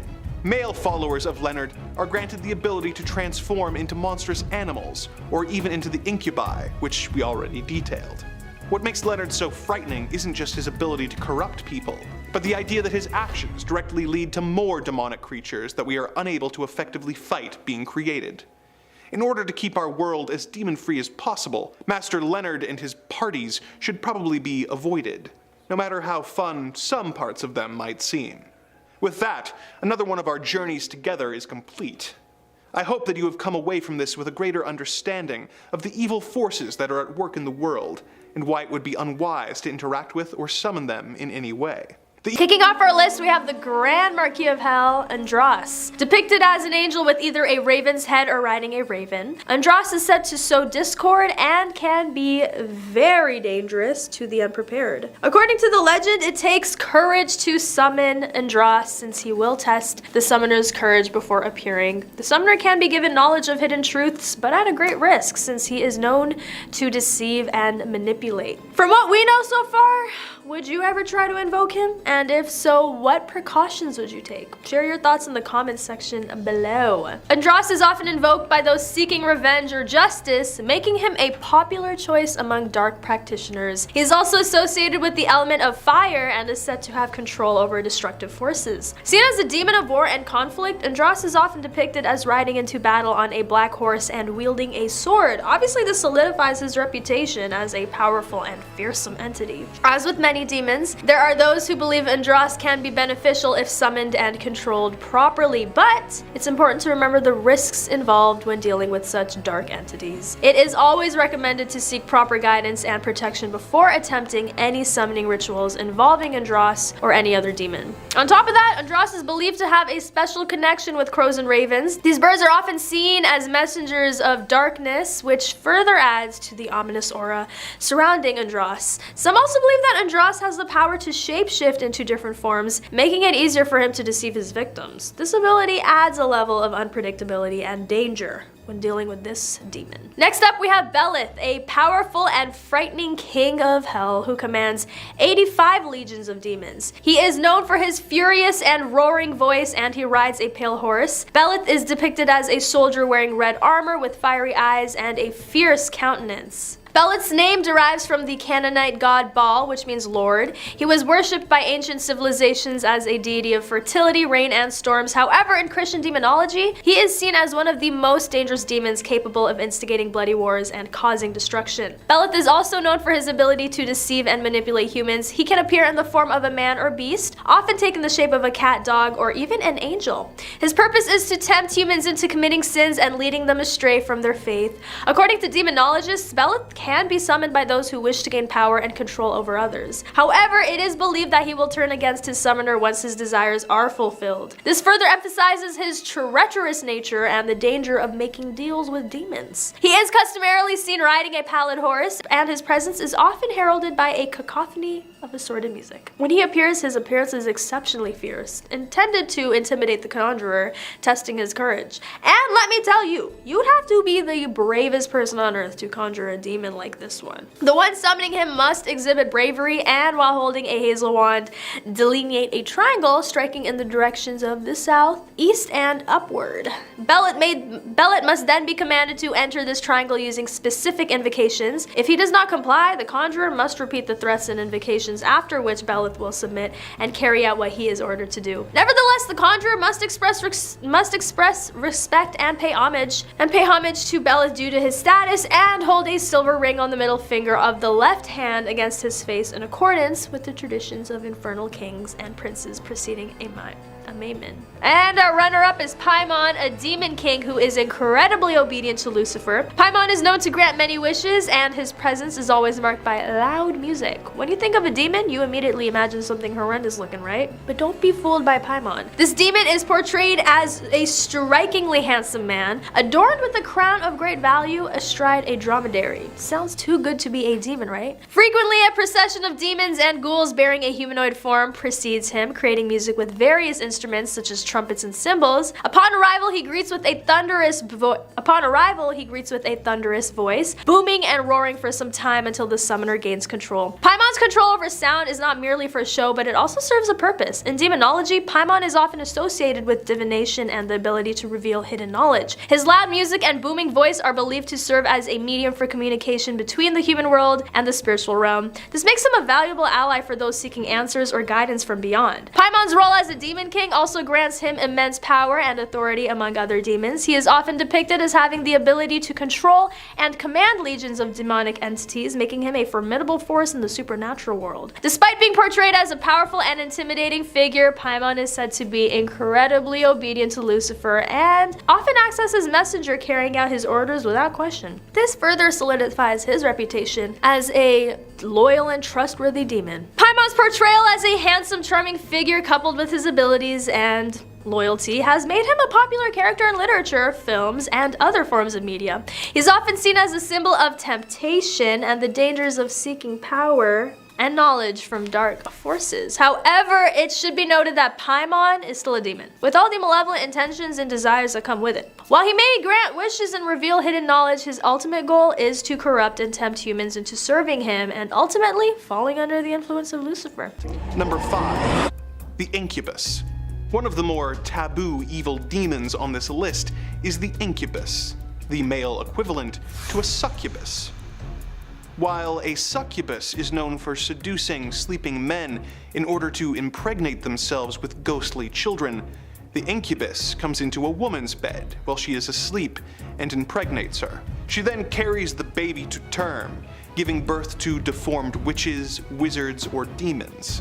Not all of these offspring become evil, however, with the first legend of a wizard being fathered by an incubus actually being the legendary wizard who served King Arthur during the days of Camelot, Merlin. In the late 1400s, demonology text Malleus Maleficarum by the German Catholic clergyman Heinrich Kramer. The author talks about incubi and states that there are 5 ways to get rid of them: moving the afflicted woman to a different location, exorcism, sacramental confession, the sign of the cross, or excommunication of the attacking entity, which even the book itself admits is basically just another term for exorcism. If we are to believe Kramer's account, then incubi seem to be relatively easy demons to get rid of, being subject to all the usual tricks of the exorcist trade, and being able to be shaken by simply moving. But according to the works of the Franciscan friar Ludovico Maria Sinistari, they are much more difficult to deal with than the typical demon, with him saying that an incubus does not obey exorcists, they have no dread of exorcisms, show no reverence for holy things, and at the approach of which they are not in the least overawed. If this is true, then getting rid of an incubus could be a deeply traumatic and maybe even impossible task. Because we do not know which description of their strengths and weaknesses is the more accurate one, it is probably best to simply avoid any situations or rituals that could result in the summoning of an incubus, no matter how long of a dry spell you are dealing with, or how desperate you are becoming. Number 4. Mephistopheles. Mephistopheles, or Mephisto to his friends, is a demon who features prominently in German folklore. Although he has since become somewhat of a stock character, he is primarily known for the role he plays in the Faust legend. The Faust legend is inspired by the life of a real alchemist, astrologer, and magician named Johann Georg Faust, who lived in Germany during the late 1400s and early 1500s. It is unclear how closely Faust's life follows the legend it inspired, but the tale of his interactions with Mephistopheles have been passed down for centuries after his death. In the folk legend, Faust has become depressed with his life as a scholar and tries to take his own life. When the attempt fails, he calls on the devil, hoping to acquire magical powers that will allow him to indulge in all the earthly pleasures he can imagine. The devil then sends his representative, Mephistopheles, to make a deal with Faust. Faust and the demon broker a deal that will make Mephistopheles serve Faust with his powers for a set number of years. When that time is up, Mephisto will claim his soul and take Faust to hell, where he will be punished and forced to serve Satan for all of eternity. Faust uses Mephistopheles for a variety of purposes over the years, most famously to help him seduce a beautiful young maiden named Gretchen, with whom he has a child. When the child is born, Gretchen realizes the baby's unholy nature and throws the child into the waters, causing her to be arrested and executed for murder. Faust is corrupted and realizes his sins are unforgivable, and he is carried away to hell by Mephistopheles. True or not, the Faust legend has become deeply ingrained in culture, and despite the initial benefits Mephistopheles may present you with, he is not worth summoning. Zephyr, the 16th spirit of Ars Goetia, shifted from his angelic roots to one of the distinguished dukes of hell. He embodies the visage of an indistinct soldier garbed in red armor and attire. His infernal responsibilities revolve around love, lust, and sodomy, harboring no affection for mankind. Predominantly, he is invoked by male disciples to induce women to love them. The price of this induced love is infertility. The women affected will not bear the man's children and may even become barren. Zephyr is also known for his love of beauty and luxury. He can often be found indulging in lavish feasts and parties, enjoying the finer things in life. This demon sounds a little bougie. However, Zephyr's true power lies in his ability to manipulate emotions. Not only does he have the power to make women fall in love with men, but he can also incite feelings of jealousy, hatred, and anger in those around him. This power makes Zephyr a dangerous adversary, as he can turn friends against each other or cause chaos and destruction with just a flick of his wrist. He is also known for being quite cunning and manipulative, often using his charm to get what he wants. But despite his sinister reputation, Zephyr is not all bad, apparently. He is said to be fiercely loyal to those he considers friends and will do anything to protect them. He also has a deep love for music and is known for his beautiful singing voice. Perhaps the most intriguing aspect of Zephyr is his seemingly contradictory nature. On one hand, he is a powerful demon with the ability to manipulate emotions and cause chaos. On the other hand, he has a love for beauty and music, showing that even even the most evil beings can have a softer side. Zephyr is a complex and multifaceted demon with a range of abilities and characteristics. He may be feared by many, but there's no doubt that he is a fascinating figure in the world of demonology. Zephyr's personality initially appears self-absorbed, showing discontent when events do not favor him. Nevertheless, he acknowledges this flaw and offers apologies for his early behaviors. He's recognized as a confidant of the demoness Lilith. Zephyr is particularly fond of beguiling women, and per their request, he can transform his form to that of their desired man. Through Zephyr, one can achieve the companionship of another female or conjure a succubus's shadow form via dream sorcery. Some sources suggest that Zephyr attempts to seduce men, while others indicate that he provokes love between men and women. Utilizing dream sorcery, Zephyr aims to seduce a woman deemed suitable to be his wife. Zephyr also has a talent for magic, specializing in illusion. He is knowledgeable in alchemy, works as a military scientist, spy, troubadour, merchant, and an assassin. I'd be scared if I saw this demon, because what can't he do? And finally, the first and the most formidable among them, Baal. Originally belonging to the ranks of highly regarded angels, Baal participated alongside Lucifer in the heavenly war. Following this celestial conflict, he was expelled with his rebel companions into the chasm that subsequently evolved into hell. According to folklore, Baal was once an angel who fell from grace due to his pride and rebellion against God. He was cast out of heaven and sent to rule over the underworld, where he became the powerful demon we know today. Baal is often described as a fierce demon with 3 heads, one of a toad, another of a cat, and the last one of a human. This physical appearance makes him stand out among other demons and has been the subject of many stories and legends. Baal has the power to make those who summon him invisible, and his eerie presence is marked by a hoarse voice. Despite his fearsome reputation, Baal has also been known to be a patron of artists and writers. It is said that he can inspire creativity and bring success to those who seek his guidance in their creative pursuits. In some traditions, Baal is also associated with protection and can ward off evil spirits or curses. It's believed that wearing an amulet or talisman with his symbol can provide a shield against malevolent forces. However, summoning Baal is not without its dangers. He must be approached with caution and respect, as he is known to possess great power and knowledge. Failure to show proper reverence and control during a summoning can result in disastrous consequences. Despite this, many still seek out Baal for his abilities and knowledge. His power over invisibility and protection make him a valuable ally to those who are willing to take the risk of summoning him. But like all demons, Baal is ultimately bound by his own nature and desires. It's important to remember that he is not inherently good or evil, but simply a being of immense power with his own motivations and objectives. He's the king ruling over 66 legions of demons. Baal has the power to make those who summon him invisible, and his eerie presence is marked by a hoarse voice. Number 5, Marchicha Corici. Now, when demonic possession is the leading symptom, you don't go to WebMD, you call the cloth, and you send a man with a fancy little black case and a crucifix to come excise the demons from your soul and your mortal body. That's basic stuff. But what happens when demonic possession occurs to someone inside the church? You don't hear about that a lot. What's the protocol? Well, in the case of Marchicha Corici, that is exactly what happened. This young woman was a member of the convent living in Romania sometime in the 20th century, when she became the unwilling host to a hostile demon that had moved in and paid first and last for rent inside her body. She believed that not only was she possessed by a demon, but that she was being spoken to directly. The devil was using her head as a landline, and she was being whispered demonic thoughts and threats all hours of the day. I can imagine that would be so exhausting. I get tired of my own thoughts. Can't imagine having to hear Satan's every little thought too. Now, initially she was being treated for possible schizophrenia, but when that didn't take care of the problem, the church sent an agent in to clear out the demonic presence. She was offered a little bit of holy water to drink, but gagged it up and was then restrained to be exorcised. Now, in my opinion, I feel like that's a bad test. I can't imagine holy water is really that refreshing. I wouldn't know, never had it. Maybe it's like San Pellegrino, I don't know. Anyway, she was bound to a cross and was gagged with a wet cloth soaked in holy water and subjected to round-the-clock exorcising over the course of 3 days.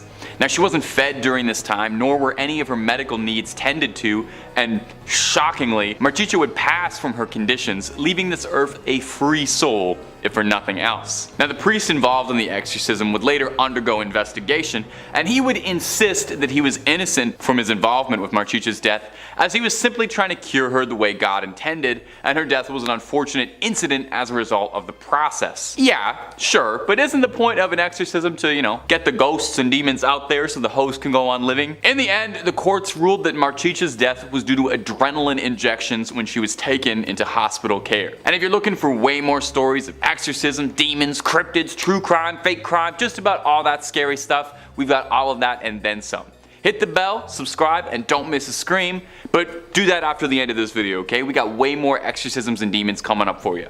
Number 4. The Exorcisms of John Paul II. Being the Pope is not an easy gig. I mean, I'm assuming it isn't. You're always having to wear funny hats while living in a gigantic palace. You're having to pray for the people of the world constantly, and as someone who is traditionally believed to be God's personal representative on earth, and due to papal infallibility, is believed by many Catholics to be incapable of making mistakes. In addition to all this, the Pope has to find time to drag race his Pope-mobile and get poked with a stick by his men to make sure that he is still alive. As if that weren't enough, he also has to perform exorcisms from time to time. One of the popes with the most direct battles with the devil under his belt is St. John Paul II. When John Paul II wasn't busy ignoring church scandals and preaching that divorced women who remarried would go to hell, he was also known for doing battle with Satan. He performed his first exorcism as Pope on March 27, 1982, when a bishop brought forward a young woman named Francesca Fabrizi, hoping that the Pope could assist her in her issues. Upon seeing the Pope, she fell to the ground and started writhing uncontrollably while sobbing. The Pope tried to comfort her, but she didn't calm down until he said, quote, "Tomorrow, I will say a mass for you." This apparently worked and she was freed, but dude, you're the Pope. Why wait until tomorrow to help? Anyways, Francesca later visited the Pope a few years later with her husband and children to show how much better she was doing. It apparently prompted John Paul to say, quote, "I've never seen anything like this before. It was a biblical scene." In the year 2000, John Paul performed another exorcism in St. Peter's Square when a woman was brought into the square and immediately began yelling and lunging at the Pope, requiring 10 people to hold her down as she drooled and yelled blasphemies. The Pope finished his weekly address and requested to meet the young woman. At the sight of him, her eyes rolled back and she started screaming to be left alone. Old JP performed the exorcism, blessing her several times, but this case needed follow-up from Father Gabriel Amorth, the Vatican's chief exorcist, and the inspiration for the soon-to-be-released horror film, The Pope's Exorcist. I guess the moral is, if you're a demon who doesn't want to be exorcised, maybe don't go to the Vatican. Number 4, Crybaby Bridge. Down in Georgia, where all kinds of creepypastas and urban legends are running amok, there's one bridge famous for its boogeyman, Crybaby Bridge. Now, there are many bridges that have picked up this name in the US, but this one stands apart. What is an unassuming rickety wooden bridge with no safety rails during the daytime is the most haunted bridge in Georgia by night. The legends say that a single mother, crying and hoping for the end, was driving one rainy night with a small passenger in the back seat. Blinded by the rain and her own distraught tears, she drove off the rickety bridge that would later become Crybaby Bridge. The water below was not horribly deep, but for a woman who didn't care for her life and the helpless one in the back, the water brought the end. Since that day, a legend arose warning against anyone who dares stop on the bridge and turn off their headlights. Who better to test out urban legends than a group of 6 bored teenagers who had read the urban legend and decided to investigate. They piled into a car and drove out to Crybaby Bridge on a dark, unlit road surrounded by dense thickets of trees and brush. The teenagers drove out onto the 30-foot bridge as it creaked and crackled under the weight of their car. All at once, they agreed to get out of the car, but as they did, something below used their movement as cover for its own.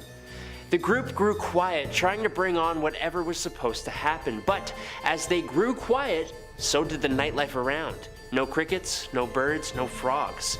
After a moment of silence, the faint sound of a crying baby slowly began to echo from downstream.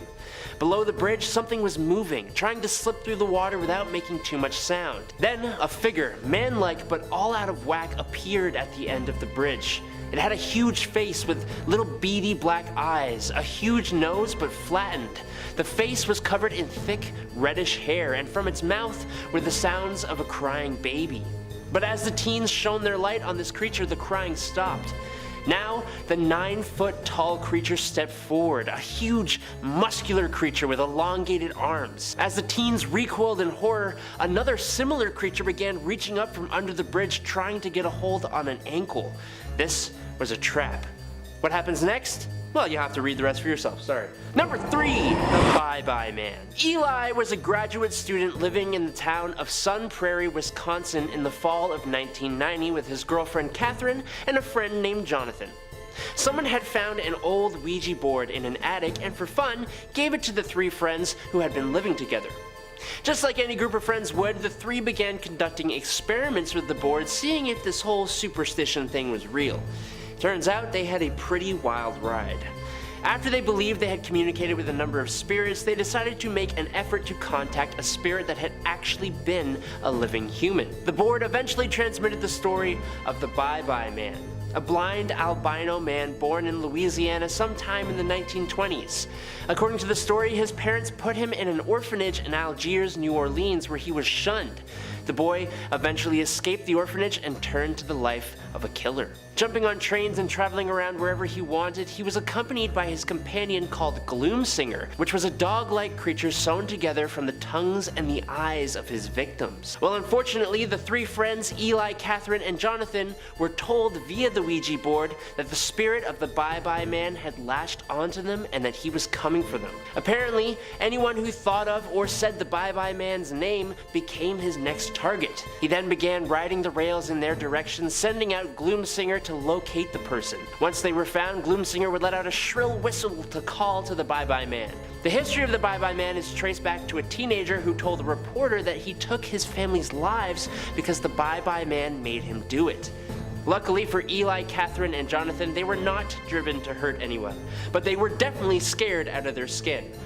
There is a movie based on this story, but in that one, things don't end so nicely. Number 2, Terry Sherman. The great thing about the Boogeyman is that it has no one form. It's just the manifestation of whatever people fear. For the Native American Navajo people, this would be the Skinwalker. Now before I get into this, everything I tell you is coming from the brief amounts of research I did when making this video, so if I get something wrong or mispronounce certain things, feel free to politely correct me in the comments below. Similar but not the same to the Russian Baba Yaga, the Skinwalker is a kind of wicked sorcerer who can transform into, occupy, or disguise themselves as an animal. It has deep roots in Aboriginal American folklore. Other tribes throughout the region also have their own versions of the Skinwalker. The Pueblo people, Apache, and Hopi people each have their own unique interpretation of what a Skinwalker might be. Some believe that Skinwalkers are produced when a medicine man abuses magic for evil, corrupting the natural order of things, turning them into an evil entity capable of controlling and turning into animals, or even possessing others. There's also another version that says that one becomes a Skinwalker by performing some kind of taboo act, similar to the tale of the Wendigo. In Navajo stories, the Nagloshi were agents for the holy people when they were first training humans in the blessing way. Nagloshi were supposed to abandon the mortal world with the holy people, but a few decided to stay behind. Their greed and desire to stay in the mortal plane corrupted the power the holy people gave them and transformed them into malicious, semi-divine beings. Now, I'm actually putting myself in quite a bit of danger here even talking about this, as these beings are not something you are supposed to talk about. Even the people who named this being aren't willing to talk about it, especially not with outsiders, so be courteous and don't go asking about it. Most of you have likely heard of Sherman Ranch, also known as Skinwalker Ranch. This ranch near Ballard, Utah is apparently a cursed lot of land that has had many different kinds of encounters. One is of interest to us right now. Terry Sherman, the owner of the property way back in 1996, was walking his dogs around the farm late at night when he came upon a wolf. A wolf 3 times the size of a regular one with glowing red eyes and an incredibly mean look. Terry claims to have attacked the beast, but no evidence is actually available. Was this the Navajo's Boogeyman? Who knows? Number 1, Cropsy. Okay, this one is going to get a bit more real. In Staten Island, USA, a tale of a boogeyman-like creature named Cropsy was famous among many kids who lived in the area. Cropsy was said to be an axe-wielding man who escaped from a mental institution and would lurk around in the dark tunnels below the old abandoned Willowbrook State School, a facility for children with intellectual disabilities that was shuttered after allegations of horrific mistreatment were exposed. The story says Cropsy comes out at night to snatch young people and bring them back into the abandoned Willowbrook. But the horror tale was actually a horrifying reality. Cropsy was in actuality Andre Rand, a suspected killer who was convicted for the passing of 2 young individuals in the 1970s. In keeping with the tale, Rand worked as a janitor at Willowbrook in the mid-1960s. Before his capture, Rand was homeless and living in a makeshift campsite on the grounds of the abandoned school, not far from the Seaview Hospital that was so closely tied to the Cropsy legend. Rand's story and the tale of Cropsy continues to fascinate and horrify kids and even adults to this day. In fact, 2 filmmakers, Joshua Zeman and Barbara Brancaccio, grew up on Staten Island and listened to the terrifying Cropsy stories when they were children. As adults, their curiosity led them to dig deeper into the urban legend of Cropsy and the real cases of the island's missing people. They even made a documentary, Cropsy, that explores the bizarre case of the boogeyman who seemed to come to life. Coming in at number 5, we've got Giuseppe Tartini. In the first episode, we discussed another virtuoso musician who is rumored to have made a deal with the devil to become incredibly talented. The speculation was just that, all rumors. But in the case of composer, violinist, and music theorist Giuseppe Tartini, his dealings with demons seem to be a little more explicit. Tartini was well renowned at his time and proved to be quite influential in how he composed and played his music. But of his hundreds of musical pieces, one stands out above the rest. Sonata in G minor, Trio de Diavolo, the Devil's Trill. Devilry and demonic imagery were not as commonplace or as well received back then. Folks could get into trouble if they weren't careful with their artistic mores. However, as Tartini was a popular performer and composer, he seemed to get away with it. Apparently, the inspiration for this piece came from a vivid dream. During this outrageous nightmare, the devil appeared and played the violin with incredible ferocity and speed. This was way back before the devil went down to Georgia, too. Maybe he's just a big fan of stringed instruments. Tartini woke up and immediately tried to replicate what he heard in his dream, but was unable to capture the full effect of the song. Kinda like a tribute to the greatest song in the world, alright? Even though Tartini couldn't replicate the exact song from his dream, the Devil's Trill became his most legendary tune. The story behind it, coupled with its name and complexity, made people believe that he either had made a deal with the devil or had been possessed by a demon to create such music.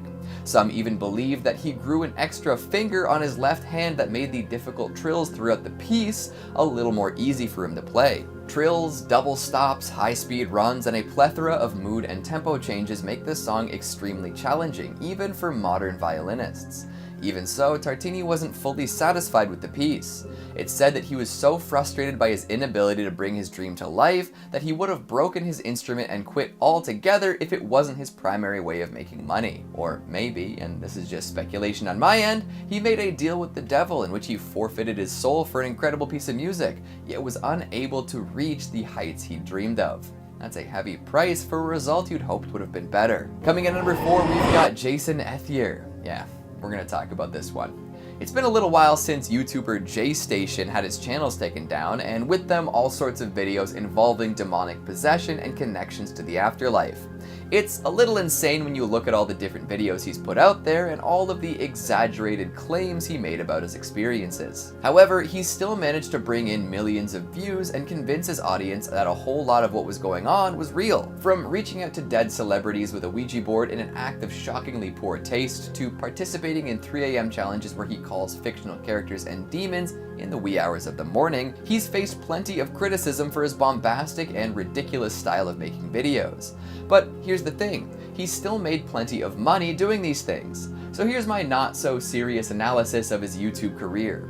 JStation made some sort of Faustian deal for his success. Why else would he make so many demon-themed videos? Why would he lie to people and put out patently ridiculous content? Why would he pretend that his girlfriend died, then rent a church, buy a coffin, and then plan on doing a resurrection video?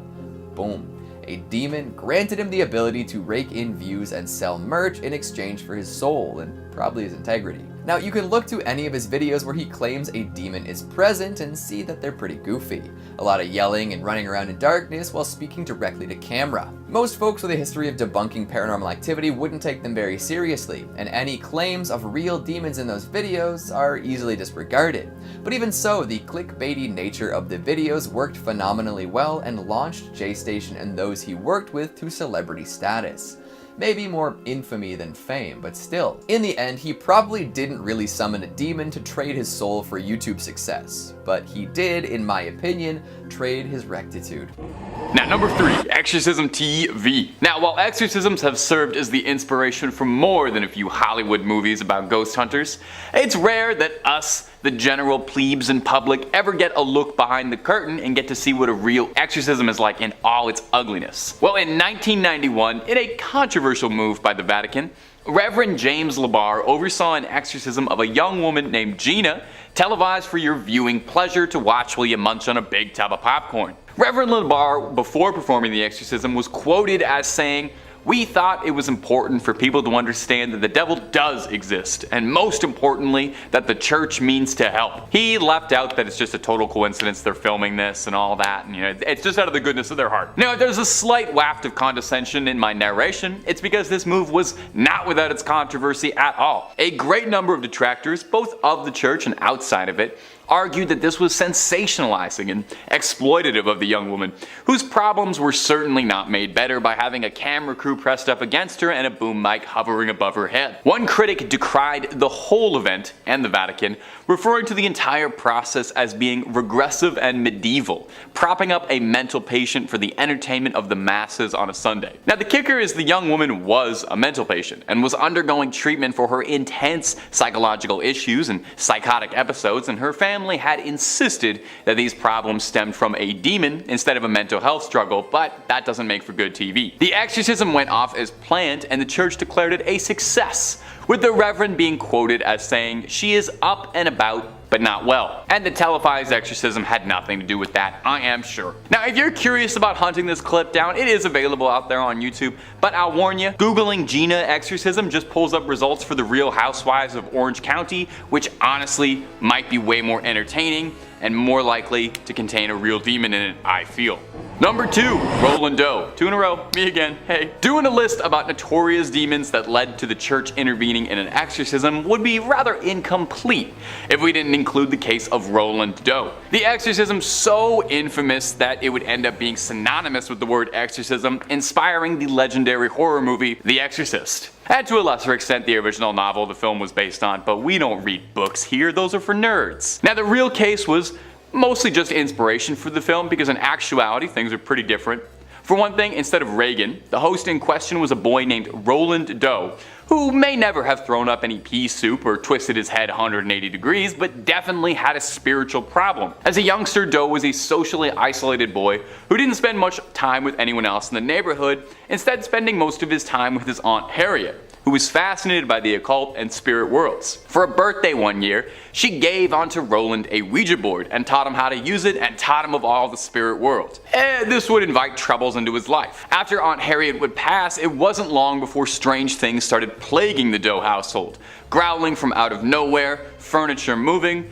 Eventually a priest was called in to investigate and deduced that Roland had become a vessel. Now, this exorcism was brutal, even by exorcism standards, which I guess is why it got made into a movie. When Roland was restrained, he managed to escape and slashed at the priest with a broken bed spring. On the boy's body, red scratch marks were spelling out Louis, so he was relocated to St. Louis to face even more exorcising. After a brutal battle by seasoned priests, Roland claimed he had a vivid dream of St. Michael battling against Lucifer for control of his soul in a divine field. Do you think he ever saw the movie afterwards, though? Number 1. This loser. In Germany in the 1930s, a new political party came into power, stoking the country's nationalism and pandering to xenophobia against the Jewish people of the country in order to justify horrible atrocities and efforts to invade other countries, thus kicking off the Second World War. This political party was called the National Socialist Germans Worker Party, but most people refer to them as idiots. Their leader, Hitler was an evil man who led his country into fascism, caused the extermination of more than 6 million Jewish lives, and started a war that led to between 70 to 85 million people dying. In the face of all the harm this art school reject caused, many people wonder how it is possible for one man to have been so evil. Some have theorized that he was a sociopath, and others have said that anyone is capable of such atrocities if they are given the authority and power to act against those they have prejudice against. But others believe there was another element of a more supernatural nature at play. Some people thought that the Fuhrer was so evil because he was possessed by a demon. One of the people who thought this was the Pope. Vatican documents released in 2006 showed that the Pope of the era, the Venerable Pius XII, believed that little Dolphy was diabolically possessed. One of the requirements for an exorcism is that it is carried out in the physical presence of the afflicted party with their expressed consent. But as Pius was concerned about the mass exterminations taking place, he decided to take a literal Hail Mary approach against Hitler's attempts to take over the world. In the privacy of his private chambers, Pius performed a long-distance ritual of liberation of the devil on the German leader, hoping that God would expel the devil from the mustachioed twerp and bring an end to the atrocities that were being committed. Whether it be because the Pope's long-distance prayer powers weren't up to snuff, or because the evil in question was human in nature rather than demonic, the exorcism failed and the war continued, despite the Pope's hope for divine intervention.